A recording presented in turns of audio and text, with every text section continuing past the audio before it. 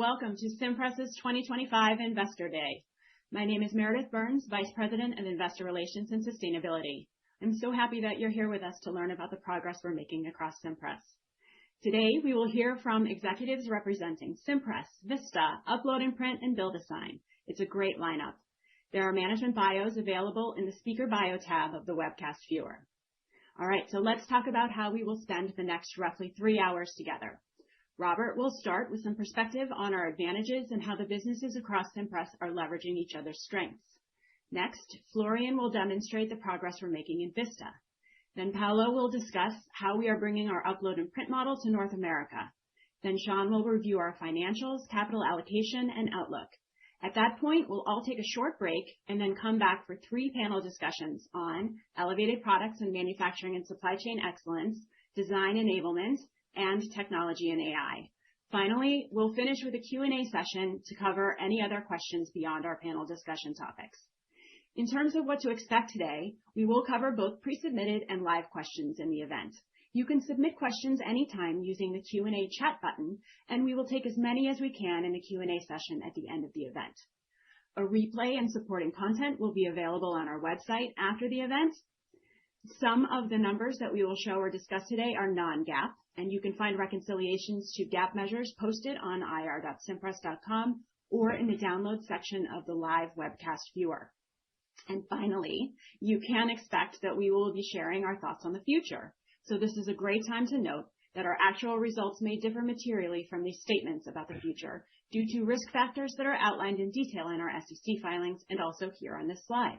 We invite you to read them. Now with that, I'd like to turn the presentation over to Robert Keane. Robert? Hey, thank you, Meredith, and good morning, everyone. Welcome. Today's Investor Day complements the annual letter that we published on July 29th. So today, we're going to illustrate how we're serving customers and driving per share value by showing you additional data and examples beyond what we shared in that letter. Today, we're going to show you 3 important aspects of Cimpress. First, elevated products are driving a step function improvement of our per customer lifetime value. Second, our past and ongoing investments in MCP and manufacturing capabilities are reducing both our cost of goods and our OPEX, while they are also increasing the velocity for new product introductions and user experience improvements. Artificial intelligence is actually supercharging these impacts, and you will hear, especially in the roundtable, how we are already successfully implementing AI applications in many different parts of Cimpress. Third, as Sean is going to walk you through, we have a strong financial future ahead of us with a clear path to fiscal 2028 EBITDA of at least $600 million with significant deleveraging along the way. For those reasons, and as I stated in the very first paragraph of my annual letter, we believe that our shares are fundamentally undervalued at this time, and we really trust that today's event is going to help convince investors of why that is the case. So let's jump straight into today's presentation, starting with what Cimpress does for our customers. We help millions of businesses build their brands, stand out, and grow via custom print and promotional products. We are already best in class at this mission, and we are proving every quarter that we have great growth opportunities by expanding our product range to serve customers with everything they need. Customers love what Cimpress does because we help them build their brand, we get them their products fast, we offer a very broad selection, we have highly competitive prices, we have great quality, we combine all that with the convenience of e-commerce, and we let our customers order in the quantity which is right for their business, even low quantities. We deliver that very strong customer value thanks to our mastery of web-to-print mass customization. That means producing custom products with the reliability, quality, and the affordability of mass production. We invented this business model, and we excel at it. Web-to-print customization is not easy to do. Cimpress is able to be the best in the world at this discipline because of our high-quality talent, our focus, and because we have advantages of scale across our value chain. That makes the Cimpress system very hard to build and very hard to replicate. We have a focused, deep, experienced, and talented team across Cimpress who every day serve our customers and our shareholders. That talent pool is simply unmatched by anyone else in the web-to-print industry, and our leaders are unified in our commitment to attract and to retain excellent first-rate team members across the board. We value entrepreneurial thinking, continuous improvement, and most importantly, customer focus. Our learning and our development programs reinforce these cultural traits. Some of our best leaders joined when they were young, and they've grown up on the front lines of Cimpress over the past 2 or more decades.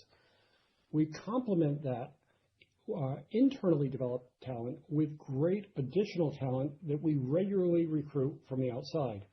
For example, in the past few years, we've recently attracted top talent from the leading companies whose logos you can see at the bottom of this slide. This combination of homegrown and recruited talent strengthens our culture and our capabilities across all aspects of our business. Our customer value, our business model, and our team member talent have worked together to build a long history of growth and profitability.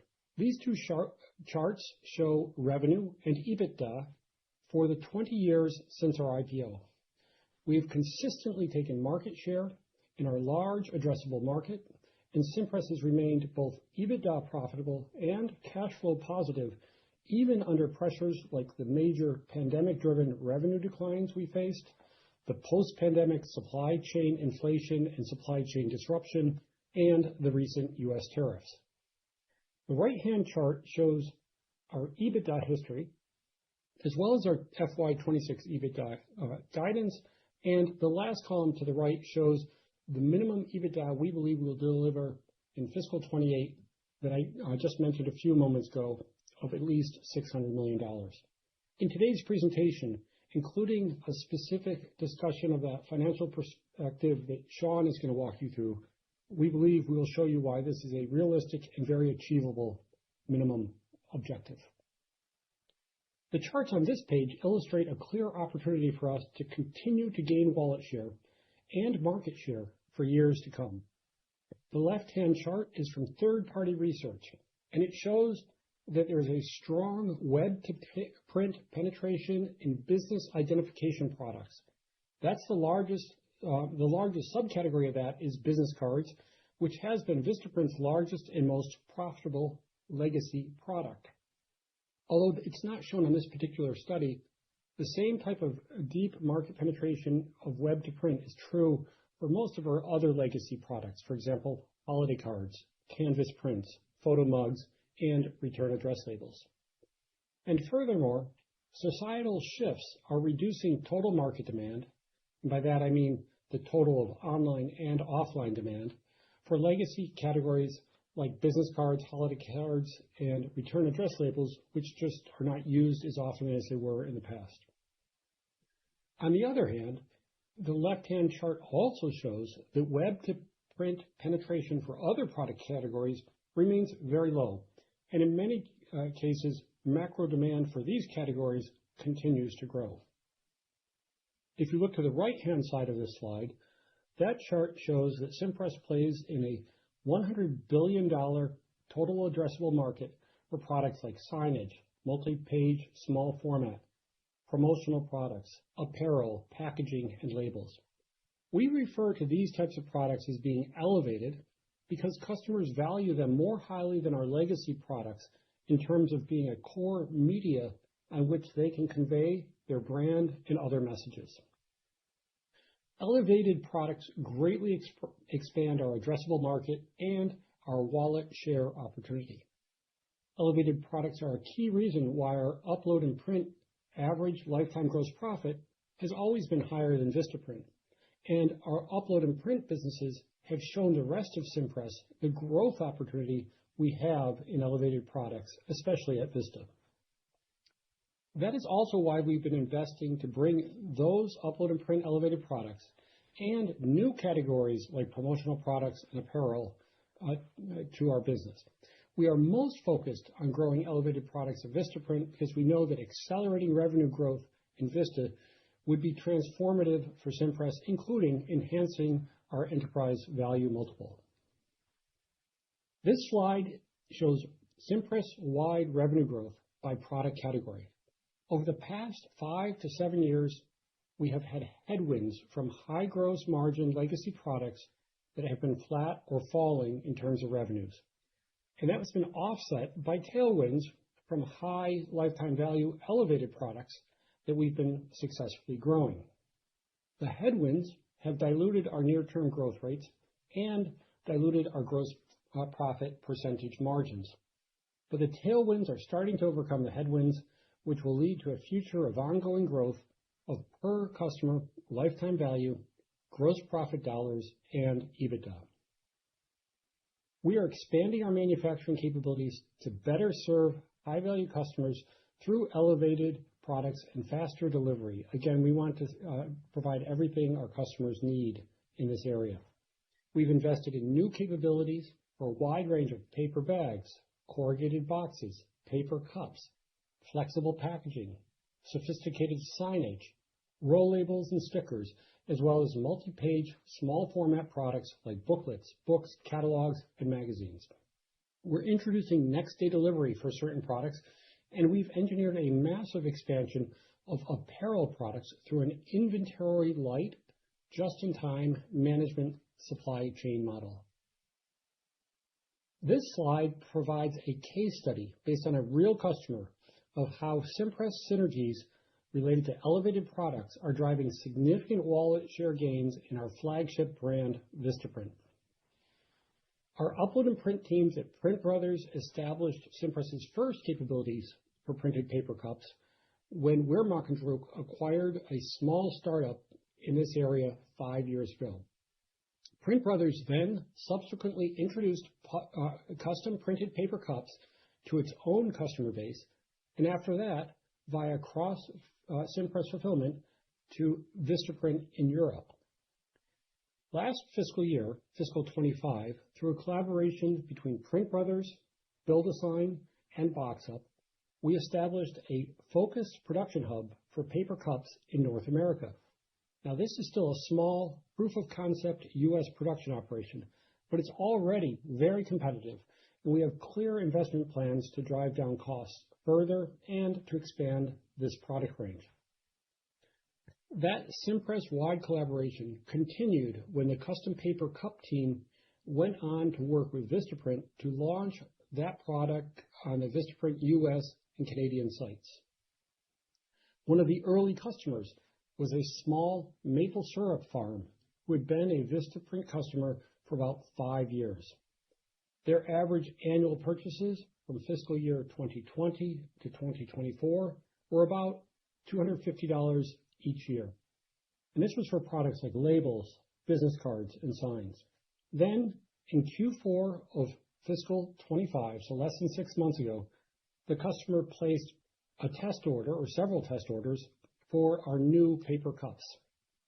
This increased their fiscal 25 revenues with Vistaprint to $451. But the real impact came very recently. In this current quarter, Q1 of fiscal 26, this customer placed repeat orders for over $4,000 in paper cups.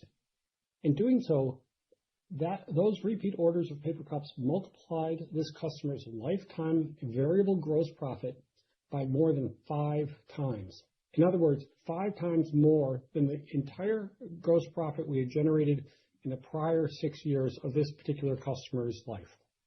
Now, this is a real-life example, and it clearly demonstrates how expanding our products through elevated products, which we can do both directly within a business and through cross-Cimpress fulfillment, as well as our focused production hubs, are helping us drive growth at Vista by capturing a much larger share of the customer's wallet for print and promotional products. The same thing can be said to be true across all of our businesses. Now, please note, this is a small, family-owned maple syrup farm. This is not a big business. And that's important because it illustrates how our wallet share gains in small and medium businesses represent an enormous opportunity for Cimpress. High-value customers who are predominantly high value because of elevated products now drive our growth. And that's a very big change from the traditional Cimpress of 6 to 10 years ago. That transformation has been most profound at Vista. So I will use the Vista data in this slide to illustrate what we're achieving across Cimpress. Florian, in the next presentation, is going to speak in a lot more detail about the Vista-specific success that we've been achieving. So the left-hand chart on this slide shows the total variable gross profit, or VGP, for each of the past 4 fiscal years. And we've grouped them into 3 subsets of Vista's customers. The cluster of columns at the far left are the top 2 deciles. In other words, the top 20% of customers in terms of their variable gross profit generated per each fiscal year. Last fiscal year, that top 2 decile group generated about $750 million in VGP and accounted for more than 100% of recent VGP growth. The cluster of columns at the right of the left-hand chart represent the top 2 centiles, our top 2% of Vista customers. We generated over $300 million in VGP. The middle cluster of columns, again on the left-hand chart, are the 8 bottom deciles. And you can see that the top 2% of customers contribute just about as much total VGP as the bottom 80% combined. Now, the chart to the right is a different perspective on this, and it shows the same customer groups, but with per customer average values. And you can see that the top 2% of customers have VGP per customer of over $1,400. That small family-owned maple syrup farm, which I just described in the last case study, is a new member of this group of very high-value customers. This illustrates the fundamental transition of Cimpress's per customer lifetime value. For the past 6 to 10 years, we've been successfully building on our foundational capabilities that traditionally addressed only a relatively small portion of the print and promotional product market via our legacy products. Thanks to our investments, which have introduced many new elevated products, and our investments to improve the customer experience, we are earning customer trust for a much larger portion of their wallet, which means they become higher lifetime value customers for Cimpress. Let's turn to the significant growth investments we've been making to successfully drive these wallet share gains. First, our mass customization platform, or MCP, is a technological backbone that enables everything else, including the technology migrations in Cimpress businesses. Next, manufacturing and supply chain excellence ensures that we have the best-in-world production capabilities for web-to-print mass customization. Design enablement is crucial as customers increasingly want to be involved in the design process, but they still really value customer assistance from Cimpress. And finally, advertising, which positions our brands for high-value customers and attracts those high-value customers. I'll spend time on each one of these in the coming slides, so let's start with MCP. Because about half of our revenues come from businesses which we've acquired, we have been operating on different tech stacks across Cimpress, and this meant we typically had both decentralized costs and central costs. It also meant that we had varying levels of technology functionality and only limited interoperability of our supply chain activities, which also remained very decentralized. MCP is how we are changing that paradigm. Over the past 6 years, we've migrated Vistaprint, National Pen, and several of our upload and print businesses to the MCP-based technology stack, and there are more migrations currently underway. And we are upgrading MCP every year. That investment is now unlocking major opportunities to improve functionality, OpEx, and new product introductions, and our cost of goods. in terms of improved functionality, MCP leverages Cimpress's scale to amortize an unrivaled suite of web-to-print mass customization microservices. And those are across the domains you see on the left-hand side of this chart. Because the marginal cost of an additional tenant on these software services is close to zero, all of Cimpress's businesses can then deploy these services to get best-in-class capabilities for a fraction of the cost that it would take to develop them independently. Next, MCP is enabling OpEx efficiency by eliminating duplicative software development. For example, Vistaprint's prior migration to MCP-based software infrastructure led to a material portion of the more than $100 million of OpEx reductions we did in the fiscal years 23 and 24, thanks to the elimination of duplicative software development combined with the improved functionality of the MCP-based Vistaprint technology stack. An example that we're working on right now is to build shared MCP services in the order management. And again, we are going to use that shared service across multiple Cimpress businesses to eliminate duplicative software development while improving functionality. In terms of accelerated new product introduction and lowered cost goods, I'm going to wait until I get to the next several slides where I'll provide some very tangible examples of how MCP-enabled cross-Cimpress fulfillment, or XCF, underpins these opportunities. Looking ahead, we are confident that MCP and MCP-based technology migrations in our businesses have unlocked, in concert with the investments we've been making in focused production hubs and artificial intelligence applications, great opportunities in terms of both customer value and shareholder value. These investments are already powering improved customer experience, revenue growth, and very significant savings to our cost of goods and significant operating expense savings. And that's why, as we described in my annual letter at the end of July, we believe the savings alone will provide an annual run rate adjusted EBITDA improvement of $70 to $80 million by the end of fiscal year 2027. The second area of growth investment beyond MCP is our long-standing focus on manufacturing excellence. Cimpress is the world's largest web-to-print company with deep expertise in manufacturing innovation, in quality and efficiency. Our manufacturing leaders and team members achieve production efficiencies that have literally rewritten the rules of the printing industry. We do a lot to achieve that, but one of the ways we do it is we work in unusually close collaboration with our suppliers of capital equipment, our printing press and other CapEx suppliers. So for a moment, I'd like to go to a video and hear from one of those suppliers, HP. For more than 20 years, HP and Cimpress have built partnership that goes well beyond business.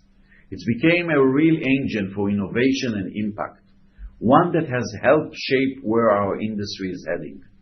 Cimpress brings unmatched scale and a bold vision, combined with HP cutting-edge technology and innovation. It's a rare and powerful mix, and it allows us to collaborate in ways that move the needle, turning bold ideas into breakthroughs. You can see it clearly with our fifth-generation B2 platform, the HP Indigo 120K, which was designed in a close collaboration with the Vista team and is embedded with many of their specific features. Today, this platform is successfully running across many Cimpress sites. At QuickStart Printing, the results speak for themselves. An innovative joint performance enhancement program has driven overall equipment effectiveness and performance level unmatched in the industry. These aren't just success stories. They are proof when HP and Cimpress work together, innovation turns into progress for both the companies and the customers that we serve. We are very proud of this key partnership, and I personally can't wait to see where we will take it in the next coming years. Thank you. So as you've just heard, our collaboration with partners like HP is a real testament to Cimpress's industry-leading innovation, scale, efficiency, and cost leadership. And we are going to be showing you some other videos from other equipment suppliers, which further underscore this really unique manufacturing leadership that we have and why it's such a major competitive advantage. Now let's go to cross-Cimpress fulfillment, or XCF.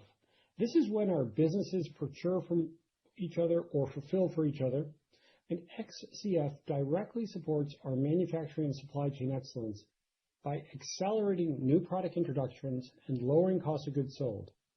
This is because we can route to the location within Cimpress that is most competitive for a given customer's order at a given time in any given location.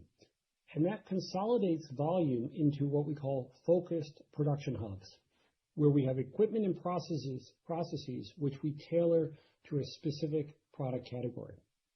In fiscal year 2025 alone, XCF drove over $15 million in incremental gross profit from cost of goods savings, and much more when factoring in the gross profit from incremental revenue. While XCF currently represents a relatively small portion of our total cost of goods, we expect significant growth in the coming years as we continue to optimize our production network. This slide here highlights the significant success of the cross-Cimpress fulfillment collaboration between National Pen and Vistaprint for promotional products. In fiscal year 2025, this MCP-enabled collaboration led to impressive synergies. We had a 25% increase in product stock keeping units, or SKUs, that National Pen fulfills for Vista. We drove a 28% increase in Vista revenues for products fulfilled by National Pen. And the average variable gross profit, or VGP, per order at Vista is far above the Vista average. Because of the cost competitiveness of the National Pen fulfillment, the Vista revenue growth from these XCF products is coming with a very significantly reduced cost of goods compared to previous fulfillment sources. And that illustrates why we believe we can, over time, increase gross margins on elevated products, just as we did in the past for our legacy products. Let's look at 4 examples. For pens, Vista saw a 35% COGS reduction, a 27% bookings growth, and an average variable gross profit per order of $141 for the products which they bought through XCF for the first time from National Pen. For tote bags, Vista realized an 18% cost of goods reduction, a 32% increase in bookings, and an average VGP per order of $209. For water bottles, Vista achieved a 23% reduction in COGS, alongside a 30% growth in bookings and an average VGP of $240. Keychains also saw strong performance with a 34% COGS reduction, 37% bookings growth, and average VGP per order of $190. These figures clearly illustrate how leveraging National Pen's manufacturing capabilities expand Vista's product range to drive growth, while also driving considerable cost savings for these popular promotional products. Later today, we're going to host a panel discussion on elevated products and manufacturing supply chain excellence, where our leaders can describe in more detail additional XCF success. That ranges from roll labels to large format, paper bags, corrugated boxes, and how various Cimpress businesses are leveraging the fulfillment capabilities of other Cimpress businesses across our MCP platform. Each of these represents a successful collaboration that has driven value for our customers and efficiency and cost savings within our operations. Design is a fundamental element of the products we sell. So the next area we're investing in is what we call design enablement. Customers often have a greater need for help with elevated products, which are more complex to design and used in more brand-critical applications. Every year, design becomes easier due to this proliferation we all see of great design tools coupled with a digital-first approach of the younger generation. Artificial intelligence is only accelerating that trend. And Cimpress is uniquely poised to benefit from this. As design becomes further democratized, we believe it's going to drive even higher demand for the physical products we sell. Meanwhile, we continue to offer comprehensive design support services because many of our customers still find design to be the most challenging part of their order. We're actively integrating AI into our processes to help our designers and our customers be more efficient today, and we anticipate even greater efficiencies in the future. So it's important to note that while we are sure that AI will and actually is already enhancing our design capabilities, we don't expect it to fully replace Cimpress's, or even to replace at all, our core customer value proposition and our business model, which again is to help businesses build brands and grow via the broadest selection of physical products at great prices with high quality and fast delivery. So our strength lies in being the physical back end in this rapidly evolving world of graphic design. Advertising is the fourth area where we've been investing and where we've seen significant evolution and efficiency gains. Over time, advertising as a percentage of Cimpress revenues has decreased from 17% to 13% as a result of a combination of factors. Our evolving business mix, our growing emphasis on higher value products and customers with higher LTV, technology and data-driven efficiency gains on how we run our campaigns. Even as we've strategically invested in brand marketing for Vistaprint to reposition Vista as a leading destination for small business custom print needs, we've achieved greater effectiveness per dollar spent. And looking ahead, we see even more room for economic gains. As we continue to cultivate deeper loyalty from our higher value customers, their lifetime value increases should make our advertising investments even more impactful. And as we drive more unit cost improvements through focused production hubs and XCF, this will give us more choices about how to best advertise our advertising spend in service of the highest LTV to cost of customer acquisition opportunities. The four investment categories I've just reviewed, MCP, manufacturing excellence, design enablement, and advertising, form the foundation of Cimpress's ability to rapidly expand our portfolio into elevated products and, in turn, create high-value customers by increasing our wallet share. That, in turn, drives Cimpress towards our mission to help millions of businesses build brands, stand out, and grow with print and promotional products. And when we fulfill that mission, we drive growth and financial success. So I will close my portion of today's presentations by showing the same slide I started with to summarize what we will be showing you today. First, elevated products are driving a step function improvement in our per customer lifetime value.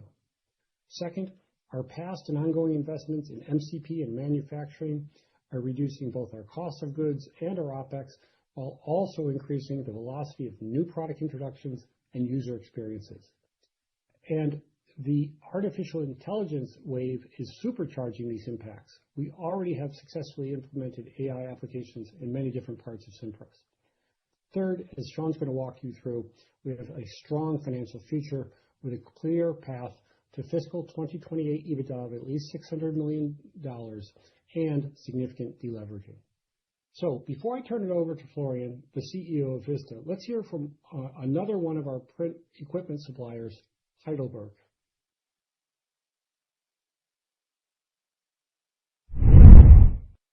Cimpress and Heidelberg have a long-standing history together.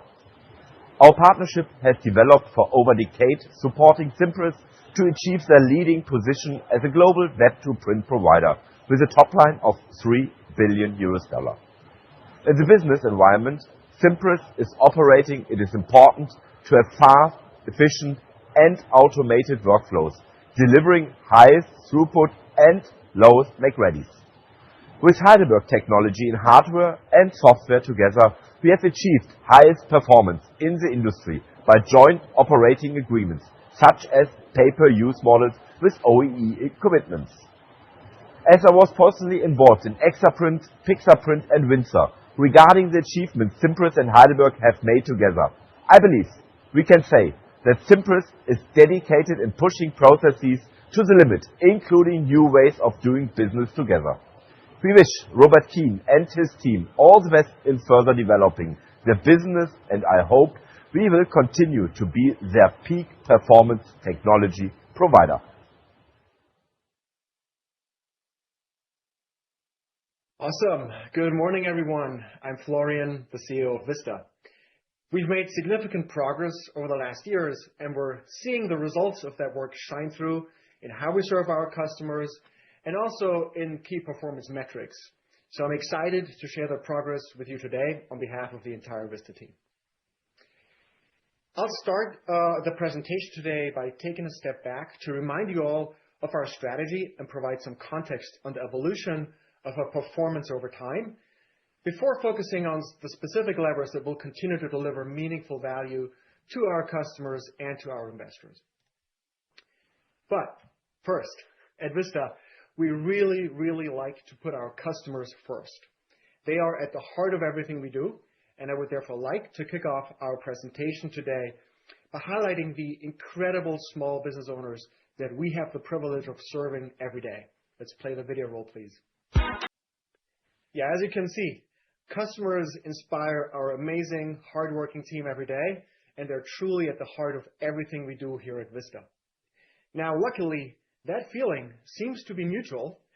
You can see here from our global Trustpilot scores, as well as our Net Promoter Score, which is at around 60, that time and again, customers feel that they can rely on us. They love our product quality, they love our customer service, the delivery experience, the breadth of assortment, the design support, and we see that come through in both their reviews and also in how they're starting to grow their wallet share with us, which I'll discuss in detail shortly. Let's first jump in by taking a look at our strategy and how our performance has evolved at a high level over the last several years. Our strategic ambition is actually very simple. We want to be the leading destination for small business custom print needs. In many markets, we are already the leading destination as measured by our size and scale and brand recognition. But this ambition refers to the idea that we want to be our customers' sole print provider, where they spend their entire custom print budget across all categories and never leave. The second statement on this chart describes our purpose, why we exist as a company.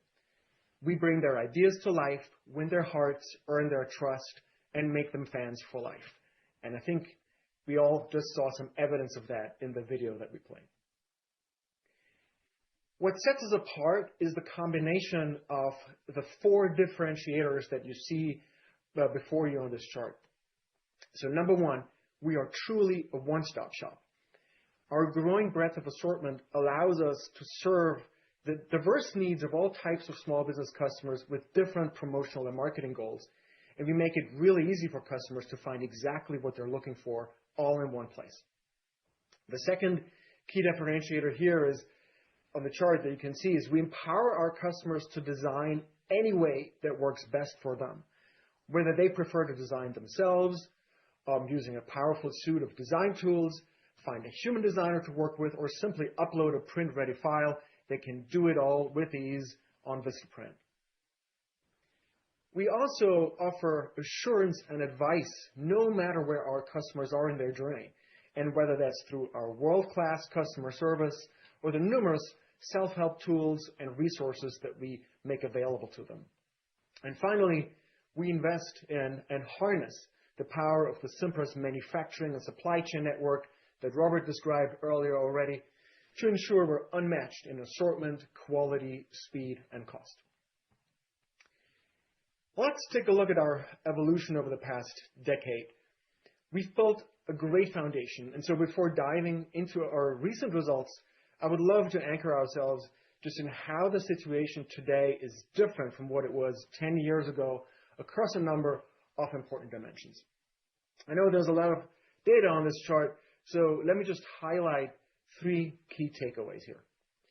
The first takeaway is that revenue and VGP, variable gross profit, were 64% or 57% higher, respectively, in FY25 than they were in 2015.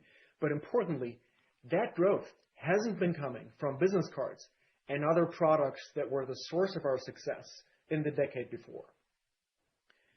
Secondly, the foundations of how we operate the business today and what we are known for have fundamentally changed.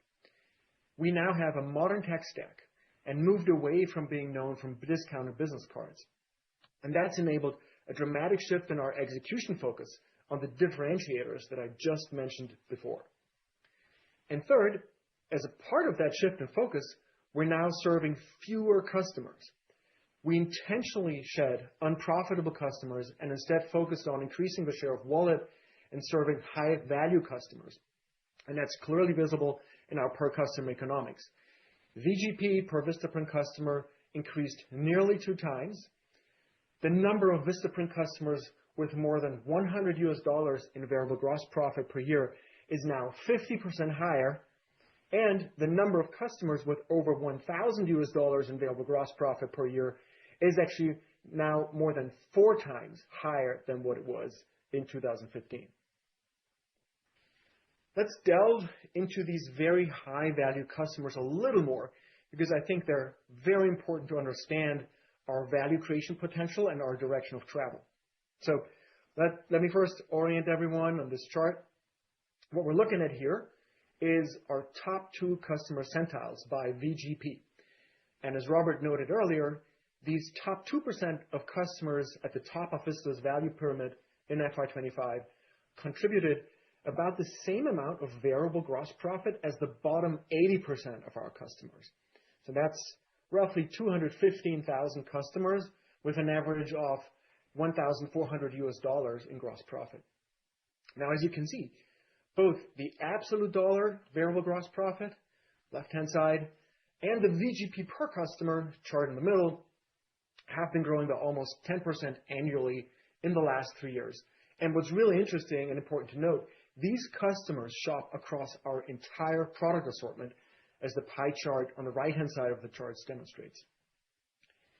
We think of these customers as representative of our direction of travel and what we can achieve with our value proposition.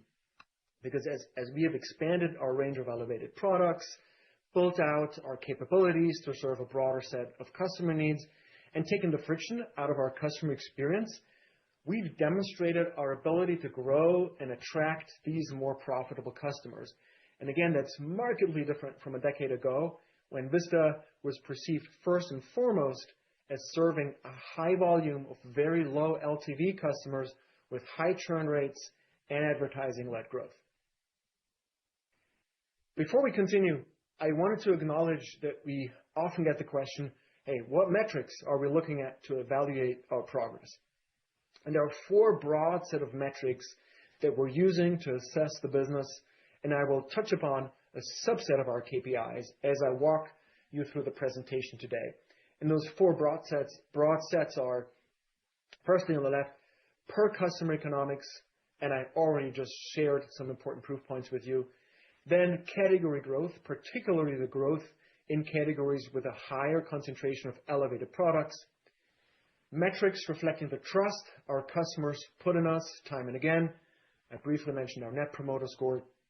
And then, of course, there's a host of cost efficiency metrics, some of which we'll review today as part of this presentation. Improvements across all of these metrics will drive shareholder value. Which brings me to our next section, our key value creation levers. And I'll be covering 3 drivers in this section.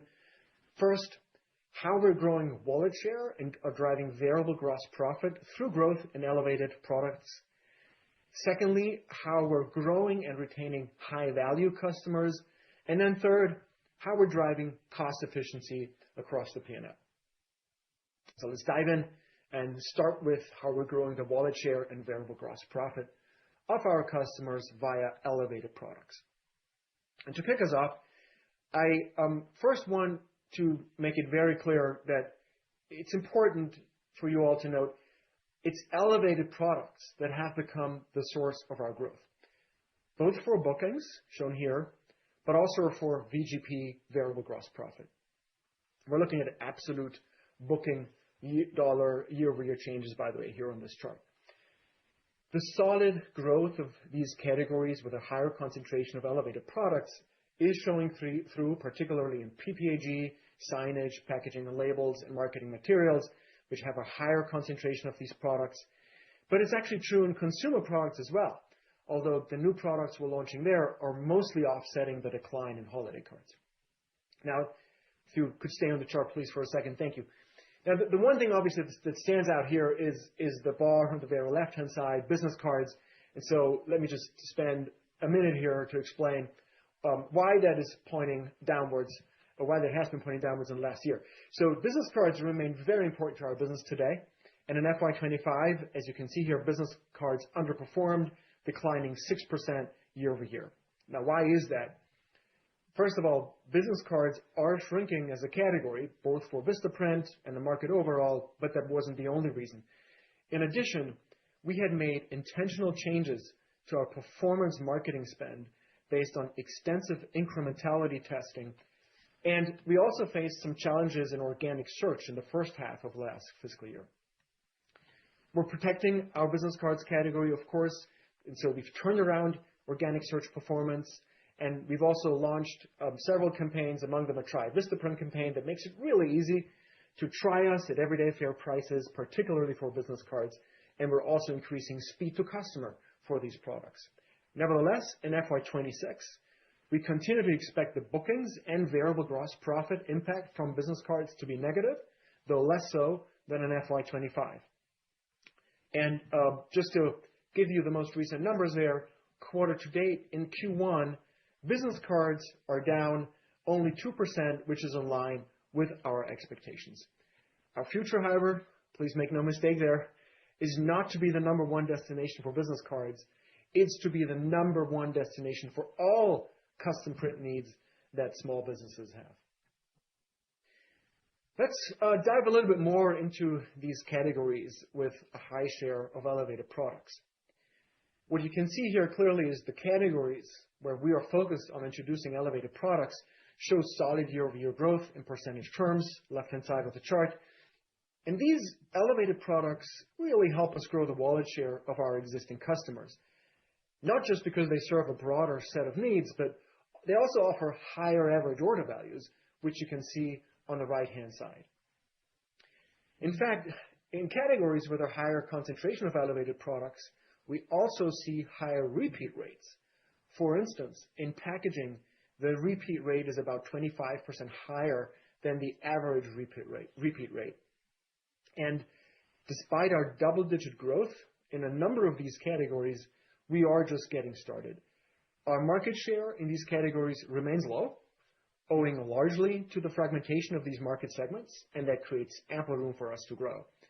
And already we're seeing promising new customer growth in these categories. For instance, 29% year-over-year growth in new customers for packaging, 7% for signage, and 3% for PPAG promotional products on a year-over-year basis.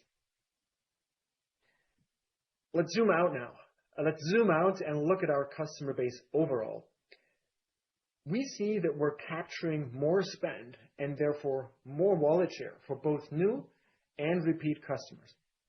Variable gross profit from new customers placing their first order is up 4.6% year on year, and variable gross profit per repeat customer is up as well by 6% year over year. And as I mentioned earlier, what you see here is our strategy at work. We've deliberately shifted our focus from a high volume of low-value customers to growing the share of wallet of high-value customers. Taking it all together, we had yet another year in which we increased the cumulative per customer value of our cohorts. And with the introduction of more elevated products, we're seeing this foundational shift in our product mix towards categories with a higher average order value and variable gross profit per customer than business cards, which are declining in our product mix. With that, let's move on to our second value creation driver, acquiring and growing high-value customers. So again, a few key facts. We have a solid track record of increasing the value of our most valuable customers. As you can see on the chart, since FY21, the total estimated variable gross profit from our top 2 customer deciles by VGP has been growing at a 5.4% CAGR, and variable gross profit per customer for our top 2 deciles has been growing at an 8.2% CAGR. These customers represent 71% of our variable gross profit and 105% of our variable gross profit year-over-year growth. I mentioned earlier that business cards are shrinking as a percent of bookings, and I know that a natural concern may arise from this about Vistaprint's perceived dependence on business cards, including on the importance of business cards for customer acquisition. And historically, that was true. But societal trends have slowed the use of business cards and holiday cards, and both already have a high penetration of online providers. Therefore, in 2019, we stopped chasing those customers who were often unprofitable, especially after advertising costs. Instead, we have been and will continue to transform Vistaprint to be the preferred print provider for a broad set of customer needs, especially those of high-value customers. And the data on this chart, again, shows that our strategy is working. So what are we looking at here? Here, we are looking at our new customer VGP deciles, even the centiles on the very right-hand side.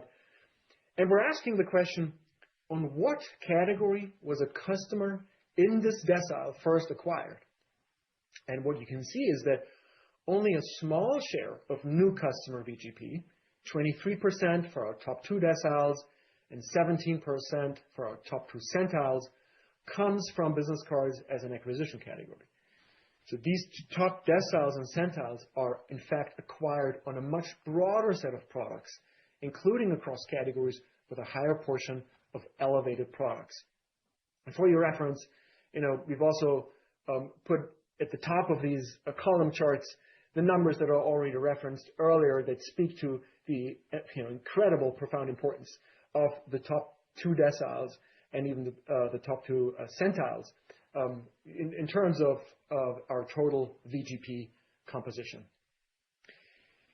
What I'd like to do in the following now is to go into a few specific examples just to illustrate the work that's going on to help grow and retain our high-value customers. And I'm going to start with a topic that probably doesn't come as a surprise, and that's assortment expansion. We've made significant improvements in our ability to introduce new products at a fast throughput.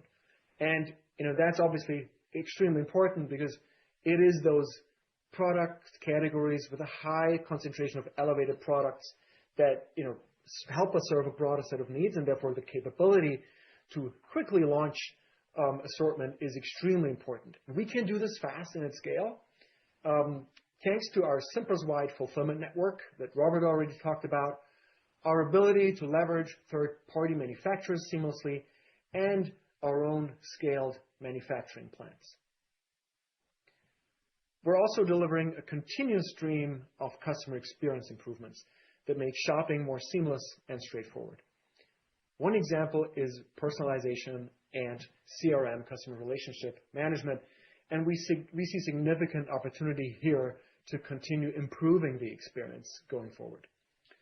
One example from the recent past, we launched a brand shop, which allows our customers to browse our catalog with their brand already applied to thousands of printed products, as you can see on the right-hand side of the screen.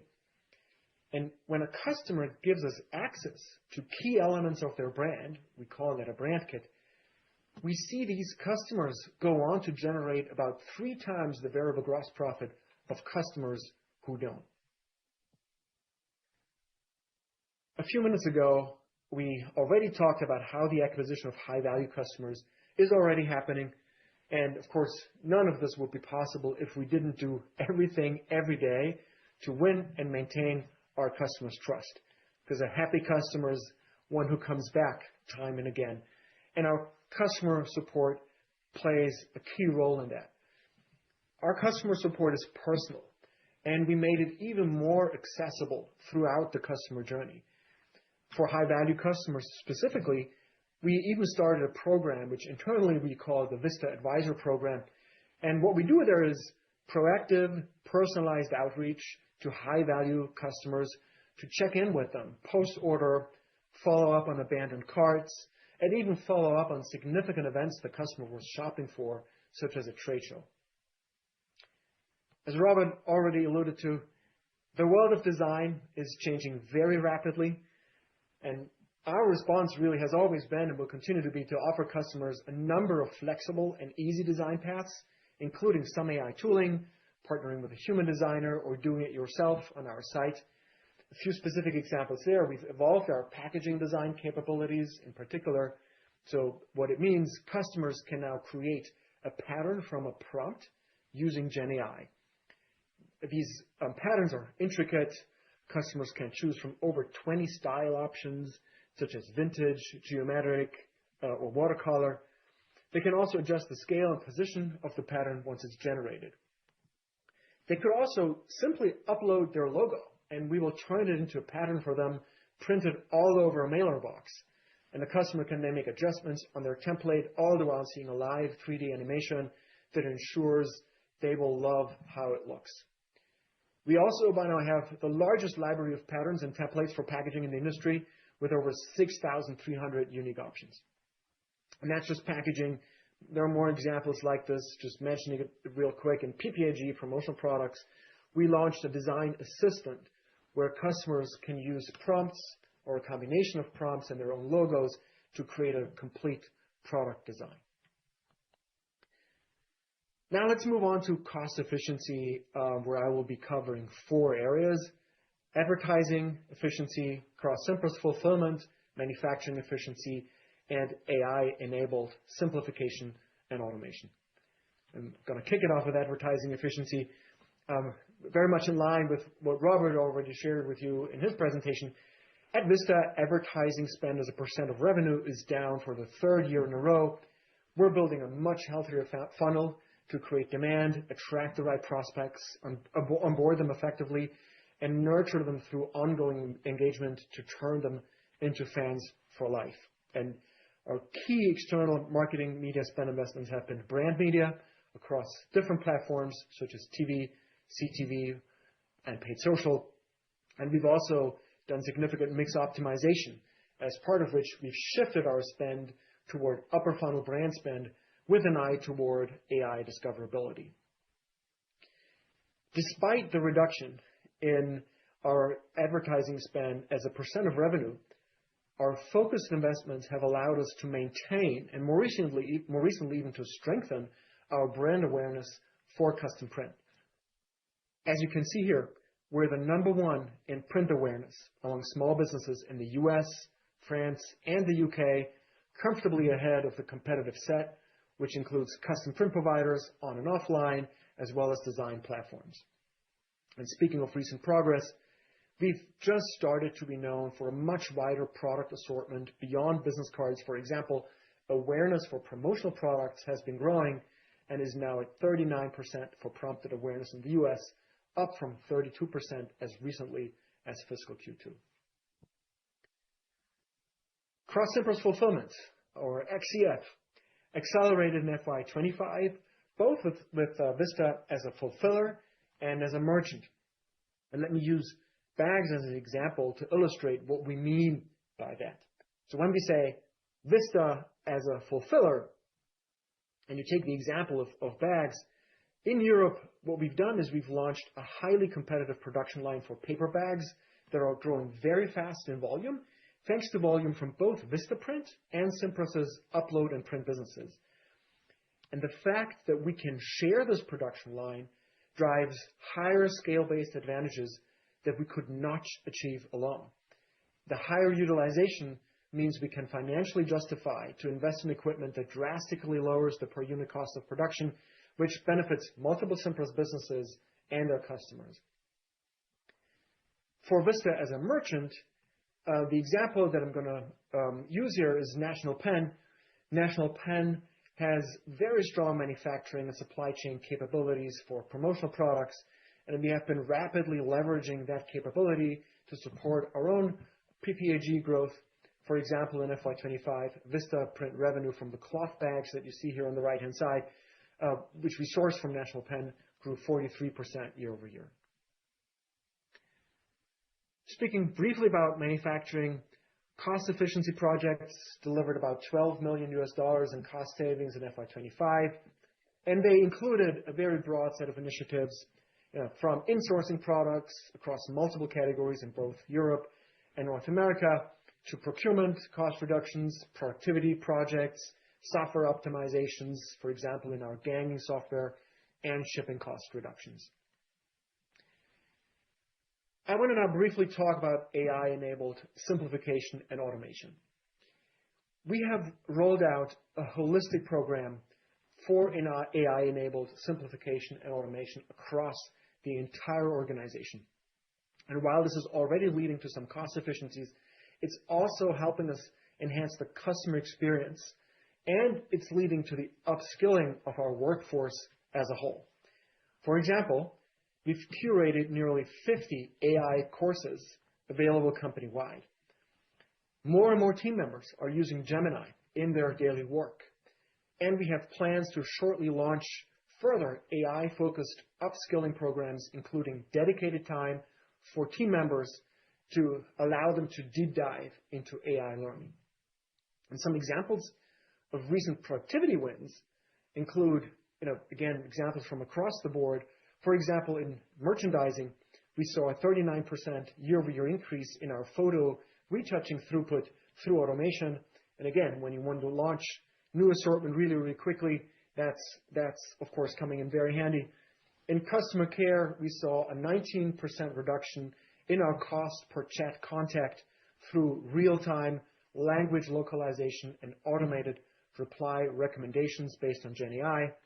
And in marketing, specifically campaign creation, we've been able to unlock a 53% reduction in creative cycle time for certain marketing campaign types using AI tools and creative add-on libraries. We'll dive deeper into these AI-enabled simplification and automation efforts shortly in our panel discussions. So let me summarize. We have a robust strategy with a clear set of differentiators that set us apart in the marketplace. As we've demonstrated through the data shared today, we've been making clear progress behind our strategy and in winning with higher value customers. And that has been an intentional multi-year journey enabled by the investments we had made in our technology modernization, improved customer experience, expanded design offerings, and product assortment. We have deep conviction that there is a significant opportunity ahead as we continue to execute on this strategy and expand our relationship with our customers in FY26 and beyond. And before I turn things over to Paolo from the print group, let's watch a short video from another of our equipment suppliers, Canon. Thank you all. Canon Production Printing is a subsidiary of the global Canon Group with research and development and manufacturing sites in the Netherlands and in Germany. Canon Production Printing's core strategy is to maintain and accelerate our technological leadership in production inkjet solutions, the next generation technology set to transform the global printing and communications industry. The strategic partnership between Canon and Cimpress began in Italy with Pixart Printing in 2018. The two companies share business values of world-class engineering and innovation, and both partners quickly reaped the benefits of this collaboration. Since then, together we have adapted Canon's solution to meet specific production optimization and automation needs in multiple Cimpress businesses.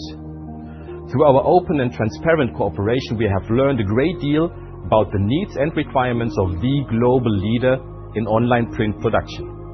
We at Canon are proud that our solutions help Cimpress to automate manufacturing, reduce time to customers, and improve profitability using Canon inkjet technology. As you just heard from Peter Wolf, our collaboration with Canon has deep roots that began at Pixart Printing in Italy and today extends across Cimpress. Hello everyone, I'm Paolo Roatta, CEO of Pixartprinting and the Print Group. Today, I'm excited to share a significant strategic move for Cimpress, bringing our successful upload and print model to North America. In past Investor Day presentations, I have highlighted the great progress we're making across all of Cimpress's upload and print businesses. Importantly, this portfolio of businesses has delivered a decade of growth, profitability, and innovation. The cumulative unlevered free cash flow has eclipsed the acquisition costs, and these businesses have taught Cimpress about elevated products and high-value customers. Each of the businesses you see on this slide continue to work toward their goals and have accelerated progress in key areas, including growing product assortment, improving manufacturing efficiencies, growing cross-Cimpress fulfillment in Europe with each other and with Vistaprint and National Pen, improving our design capabilities, and using data and AI tooling to drive better customer care and CRM outcomes. But today, I want to share one particular story from fiscal year 25, and that is about bringing the upload and print model to the North American market via Pixartprinting. Typical Pixartprinting customer for multi-page products generates more than 2 times the first-year bookings and nearly 3 times the first-year variable gross profit compared to customers for more traditional products. And labels, another product we will manufacture in Warrendale, generates more than 50% more first-year revenue and nearly twice the first-year variable gross profit compared to customers for more traditional products. And advertising is very efficient. So why now? The adoption of Cimpress's mass customization platform, MCP, has truly unlocked the connection between Cimpress businesses, as well as our ability to launch a new e-commerce site in North America.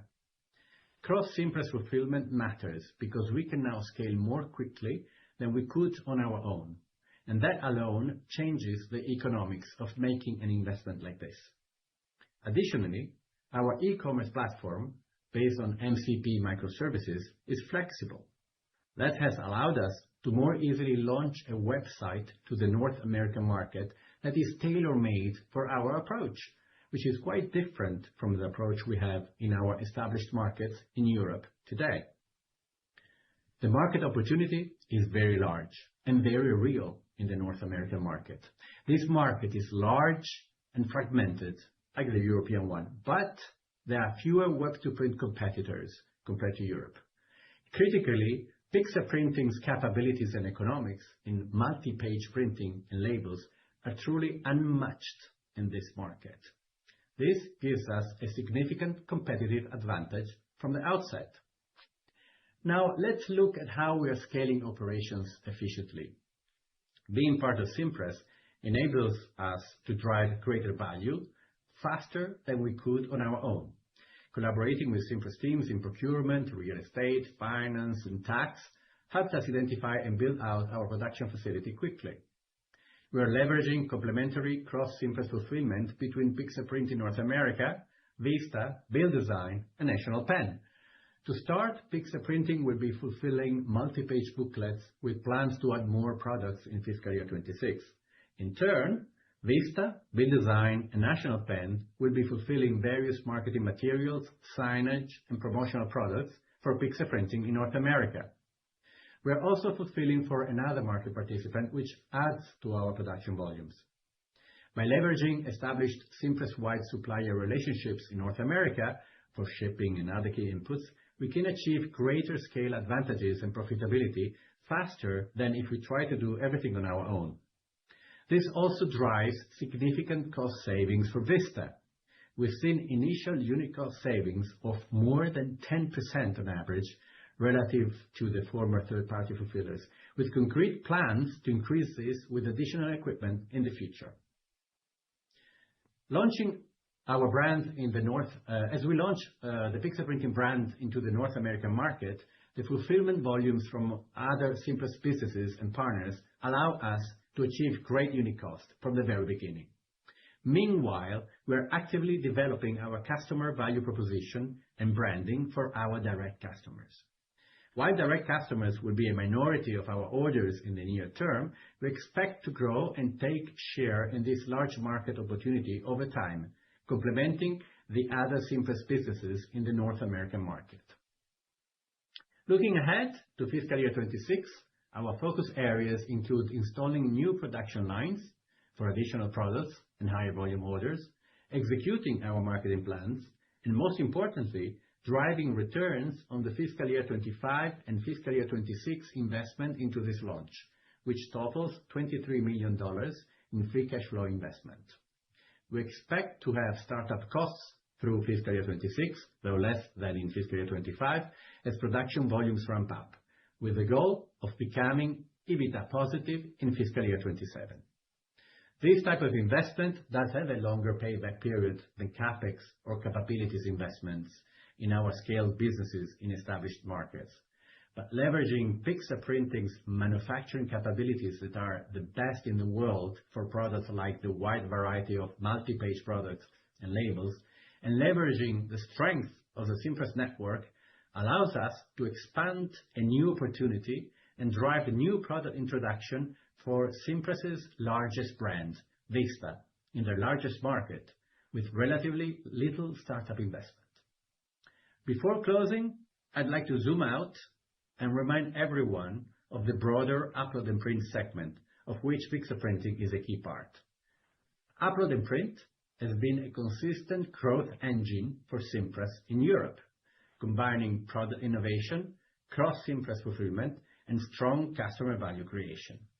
What we share today is just one vector of that proven success, now extended into North America. Thank you. And before I hand it over to our CFO, Sean, let's first hear from one of our key equipment partners, Ricoh. Good day. My name is Koji Miyao, President of Ricoh Graphic Communications and Senior Corporate Officer. We are proud of our long-standing relationship with Cimpress. Over the years, we've built a relationship grounded in trust, shared goals, and a commitment to excellence. Cimpress's impressive scale, unique business model, and influential position in the printing industry have made them a key partner for Ricoh in shaping the future of print. Ricoh and Cimpress have co-developed solutions that boost efficiency, raise quality, and deliver lasting value for both organizations and our customers. Our partnership proves how collaboration, when rooted in shared vision and innovation, can lead to industry-leading solutions, as we have collectively demonstrated with our Pro VC 80,000 inkjet platform, our Pro C 9500 toner presses, and more to come within the Cimpress Group across the world.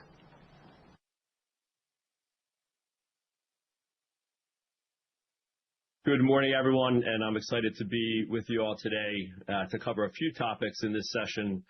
First, we'll take a brief look back at our fiscal 25 financial performance. Then we'll cover capital allocation, as we always do, including this year. I want to go into a bit more detail on our CapEx, given the focus there. And then finally, we'll cover our outlook and guidance for fiscal 26, including as part of that, an update on how we're progressing in Q1. And then also discuss, as Robert referred to, our commitments through fiscal 28, which will be new for you all.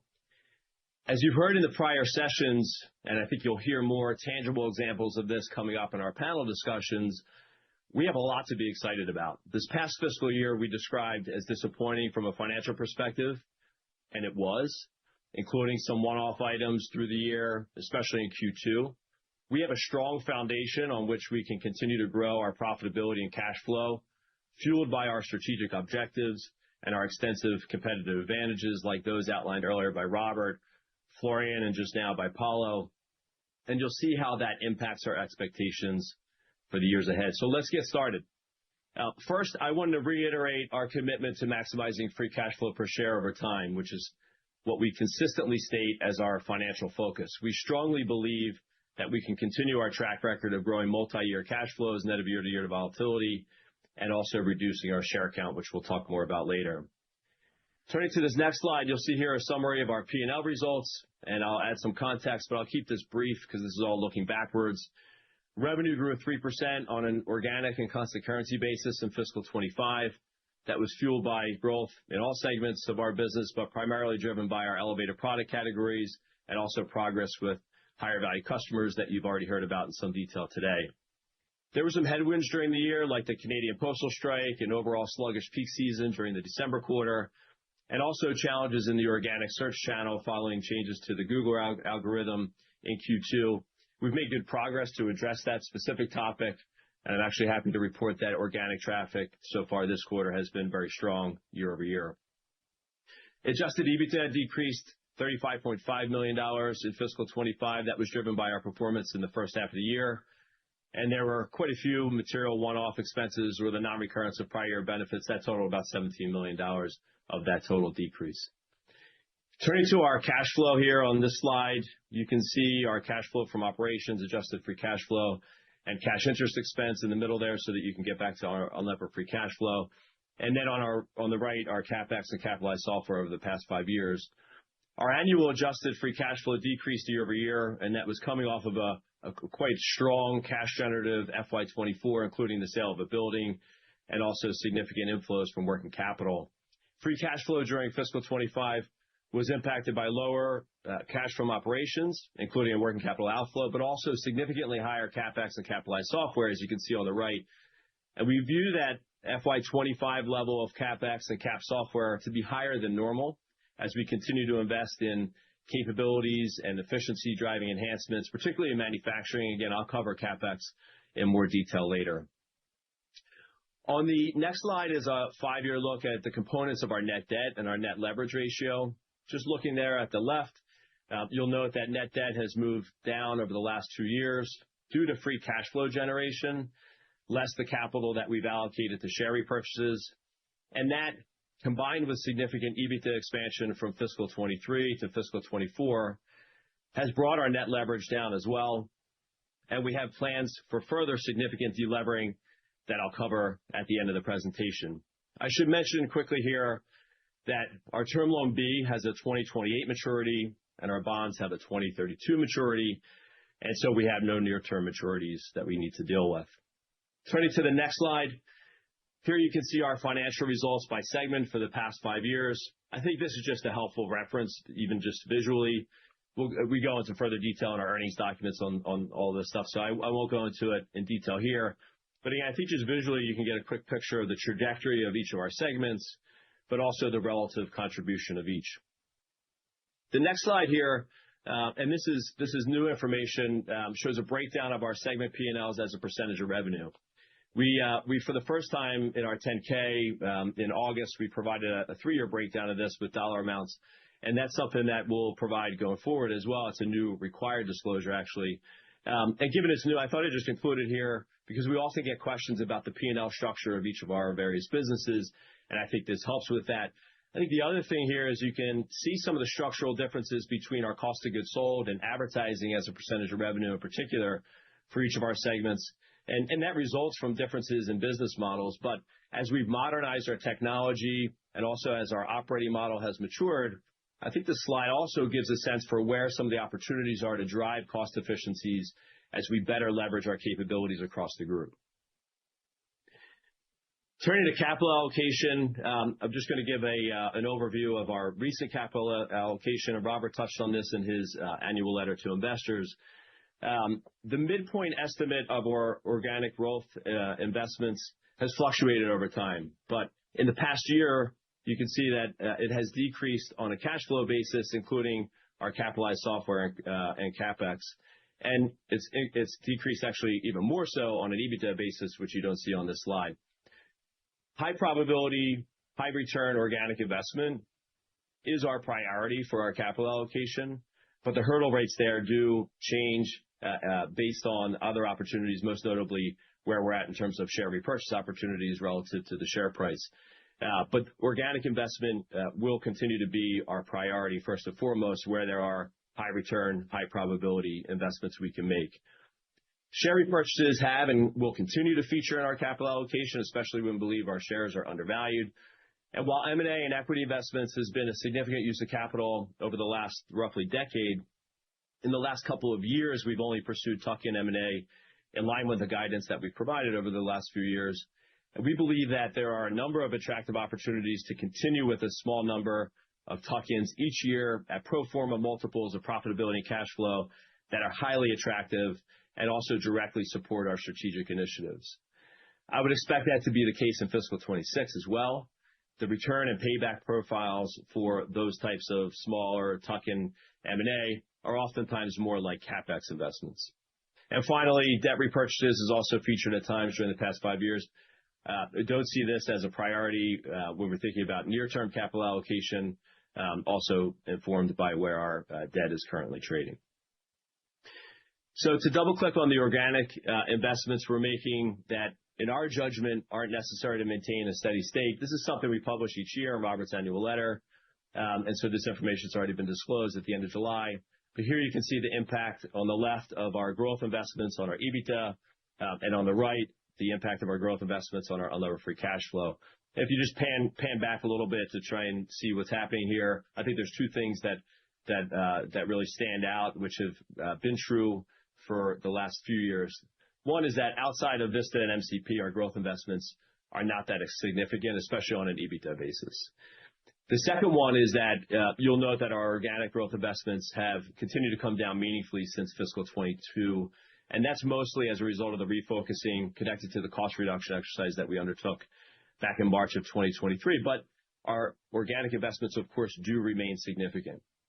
We expect that the impact of organic investments on our unlevered free cash flow will increase during fiscal 26 because we have high probability, high return CapEx investments that directly support our strategy and our financial objectives.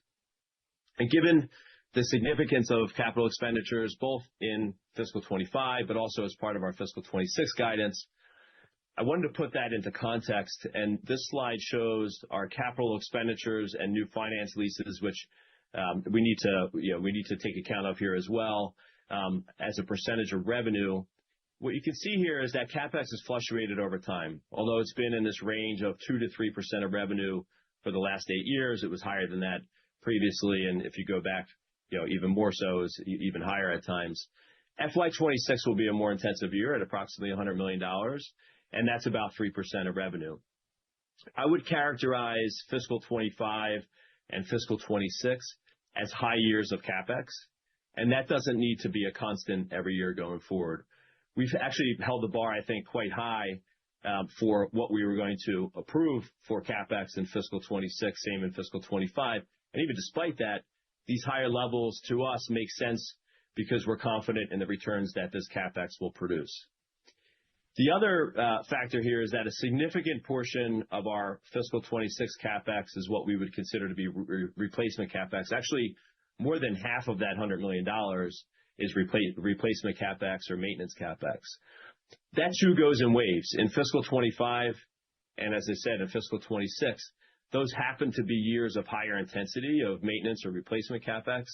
And just to make that tangible, there's a few examples. We're replacing one of our original offset presses in Windsor in fiscal 26. We're replacing a significant part of our direct-to-garment fleet in North America that's end of life. Those things don't happen each year. So there will be some waves to this, and fiscal 26 is on the higher end of that, and actually probably above the range that I would expect going forward.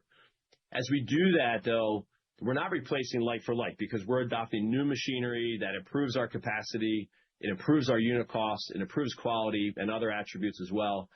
And so there are a lot of benefits to this, even though it is a significant amount of maintenance CapEx.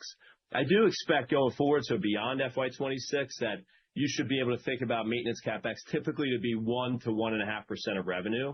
So fiscal 26 is above that range. I think a fair question that one might ask is, why are you spending $100 million in CapEx when your constant currency revenue growth outlook is for 2 to 3% growth in fiscal 26? I think it's a fair question. That answer is twofold. The first one, we have significant replacement CapEx in fiscal 26. I just talked about that. The second one is that our growth CapEx is delivering efficiency and unlocking opportunities for elevated product growth, mostly after FY26, but including FY26, by making the investments to be able to really fundamentally break the cost curves and drastically decrease the marginal unit cost of production. You heard about some of the examples of that from Robert, from Florian, from Paulo. And I think even if you look back to one of the charts that Florian showed of the evolution of Vistaprint from 2015 to 2025, you'll see that there's significant growth in the non-business card and non-holiday piece. And of course, that is driven by some portion of the CapEx investment that we've been making here. Each year, we'll consider how much growth investment we want to pursue. And each year, that's a choice. As I said, the feedback loops, importantly for CapEx, are very tight. So our future plans can be informed by the results that we're seeing over the next year from these fiscal 25 and fiscal 26 CapEx investments. But I just want to make sure it's clear that this doesn't need to be a new level of required intensity. These are choices we'll make every year, and those feedback loops are very tight, not only for us, but frankly, for all of you as well. On the next slide, I thought it might be helpful just to provide some specific examples of CapEx to make it more tangible, because I realize that from an external perspective, it's difficult for all of you to have a view on the returns on this spend and also, frankly, the wisdom of this higher CapEx. And so I've just picked 3 examples here. These are not cherry-picked to be the best ones, but I think they're representative of a few different archetypes of this CapEx, just to give you more sort of tangible examples of what that looks like. The first example is replacement CapEx, and this is for equipment that was end of life. It's for a growing category, and that CapEx investment here improves on our old capabilities, increases output efficiency, and it also results in COGS savings. It's maintenance CapEx, but it gives us very clear benefits. The payback period for that set of equipment is 17 months, has a 3-year return of 45%. So it's a very obvious decision and a $1.9 million investment. The second example in the middle there is for a new product line in one of our European facilities. The new product line is going to be leveraged by multiple Cimpress businesses. We'll deliver new revenue and profit streams that are highly aligned to our strategic focus areas with higher value customers. And this will serve as a production hub for our European businesses for that product. That leads to COGS efficiencies. It also speeds up the time to pay back and attractive returns. That's just over a $2 million investment, payback period, just over 2 years. And that has a 3-year return of 36%. So again, no brainer. Those 2 examples are not outliers. Again, I didn't pick the best ones. There are plenty of other examples like that with payback periods and returns that are similar. So let me contrast that with a third example, and that's an approximately $6 million investment in another focused production hub for a key elevator product line in Europe that is very innovative, but it's a very CapEx-heavy process to achieve breakthrough unit cost of production. This is something that's been in an R&D phase, I would say, for a little bit of time and is now being executed. The payback and the return profile for that looks different. The payback period's longer. It's about 3 years, maybe just beyond that. And it will take the growth expected beyond 3 years to see the strong returns that we expect for this one, which are over 25%, but it's a longer time to achieve those returns. This one requires, of course, a belief in delivering the volumes that are required, but we're confident in that. And that confidence is increased because those volumes are coming from many of our European businesses, not just one. If it was just one business that was looking to invest in this CapEx, we most likely would not have been able to justify the case. Of course, there's also the U.S. plant that Paulo just went through, another plant expansion in fiscal 26. And those are also things that have longer time to pay back, sometimes have near-term EBITDA losses, but very strong returns on invested capital as volume ramps. And those are truly foundational capabilities. So anyway, hopefully that paints a sort of a picture of the range of the type of CapEx here, but also why we feel confident pursuing that. Turning to the next slide, you'll see our history of M&A returns, and about half of Cimpress's fiscal 25 revenue and a substantial portion of our EBITDA was from businesses that we've acquired and that we've subsequently grown. Our upload and print businesses, National Pen and BuildASign, are the larger businesses there, and all 3 groups have demonstrated their ability to leverage Cimpress's strategic capabilities to help drive improved financial results. You'll see here the trailing 12-month revenue and EBITDA at the time of acquisition for each of these, and then that's compared to the fiscal 2025 revenue and EBITDA. And also we see here the cumulative free cash flow generated by these businesses or groups since the time of ownership, and that number as a percentage of the total consideration paid for each group or business. Under Cimpress ownership, and we've talked about this for the last years, our upload and print businesses have generated cumulative cash flows that now exceed the total capital that we've invested, and we believe still have quite strong prospects for future growth. The unlevered free cash flow in fiscal 2025 alone represented 16% of the total consideration that was paid for those businesses. And the combined upload and print revenue for the first time in fiscal 2025 eclipsed $1 billion last fiscal year. So very strong returns for what was collectively our largest investment from an M&A perspective over the last decade. As for BuildASign and National Pen, the estimated return on capital approximates our cost of capital. So those are not winning investments today.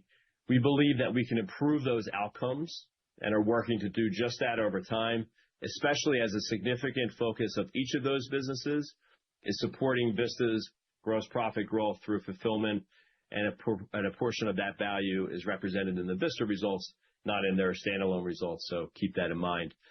With the benefit of time, I think and Robert mentions this in his annual letter, the patterns of successes and failures from an M&A perspective have become much clearer to us, and that will inform any future capital allocation to M&A. We continue to evaluate small tuck-in opportunities. I talked about that before. And we don't have plans for individually material near-term M&A, although we do believe that we're the consolidator of choice in a large fragmented market. And so we do believe that remains a viable long-term avenue for capital deployment with high returns if we wanted to pursue that. Next, share repurchases. It's been a large use of capital for us. Cimpress all-time share repurchases represent $1.7 billion in capital allocation and a reduction of 28 million shares outstanding. That represents an average price per share of $60. We've clearly had learnings over the years, particularly on how to buy, and specifically the need to match the intensity of repurchases to the price-to-value gap as we see it. The period just prior to the start of the pandemic was, of course, ill-timed for repurchases, but the main learning there was on the intensity relative to the value gap. We take these learnings forward, and that will guide both the pace of repurchases that we do, but also the importance of preserving the value of balance sheet flexibility. We expect share repurchases to continue to feature in our capital allocation, and given the free cash flow that we generate, we believe we have significant opportunity to continue to reduce our share count while also delevering, and I'm going to go through that momentarily.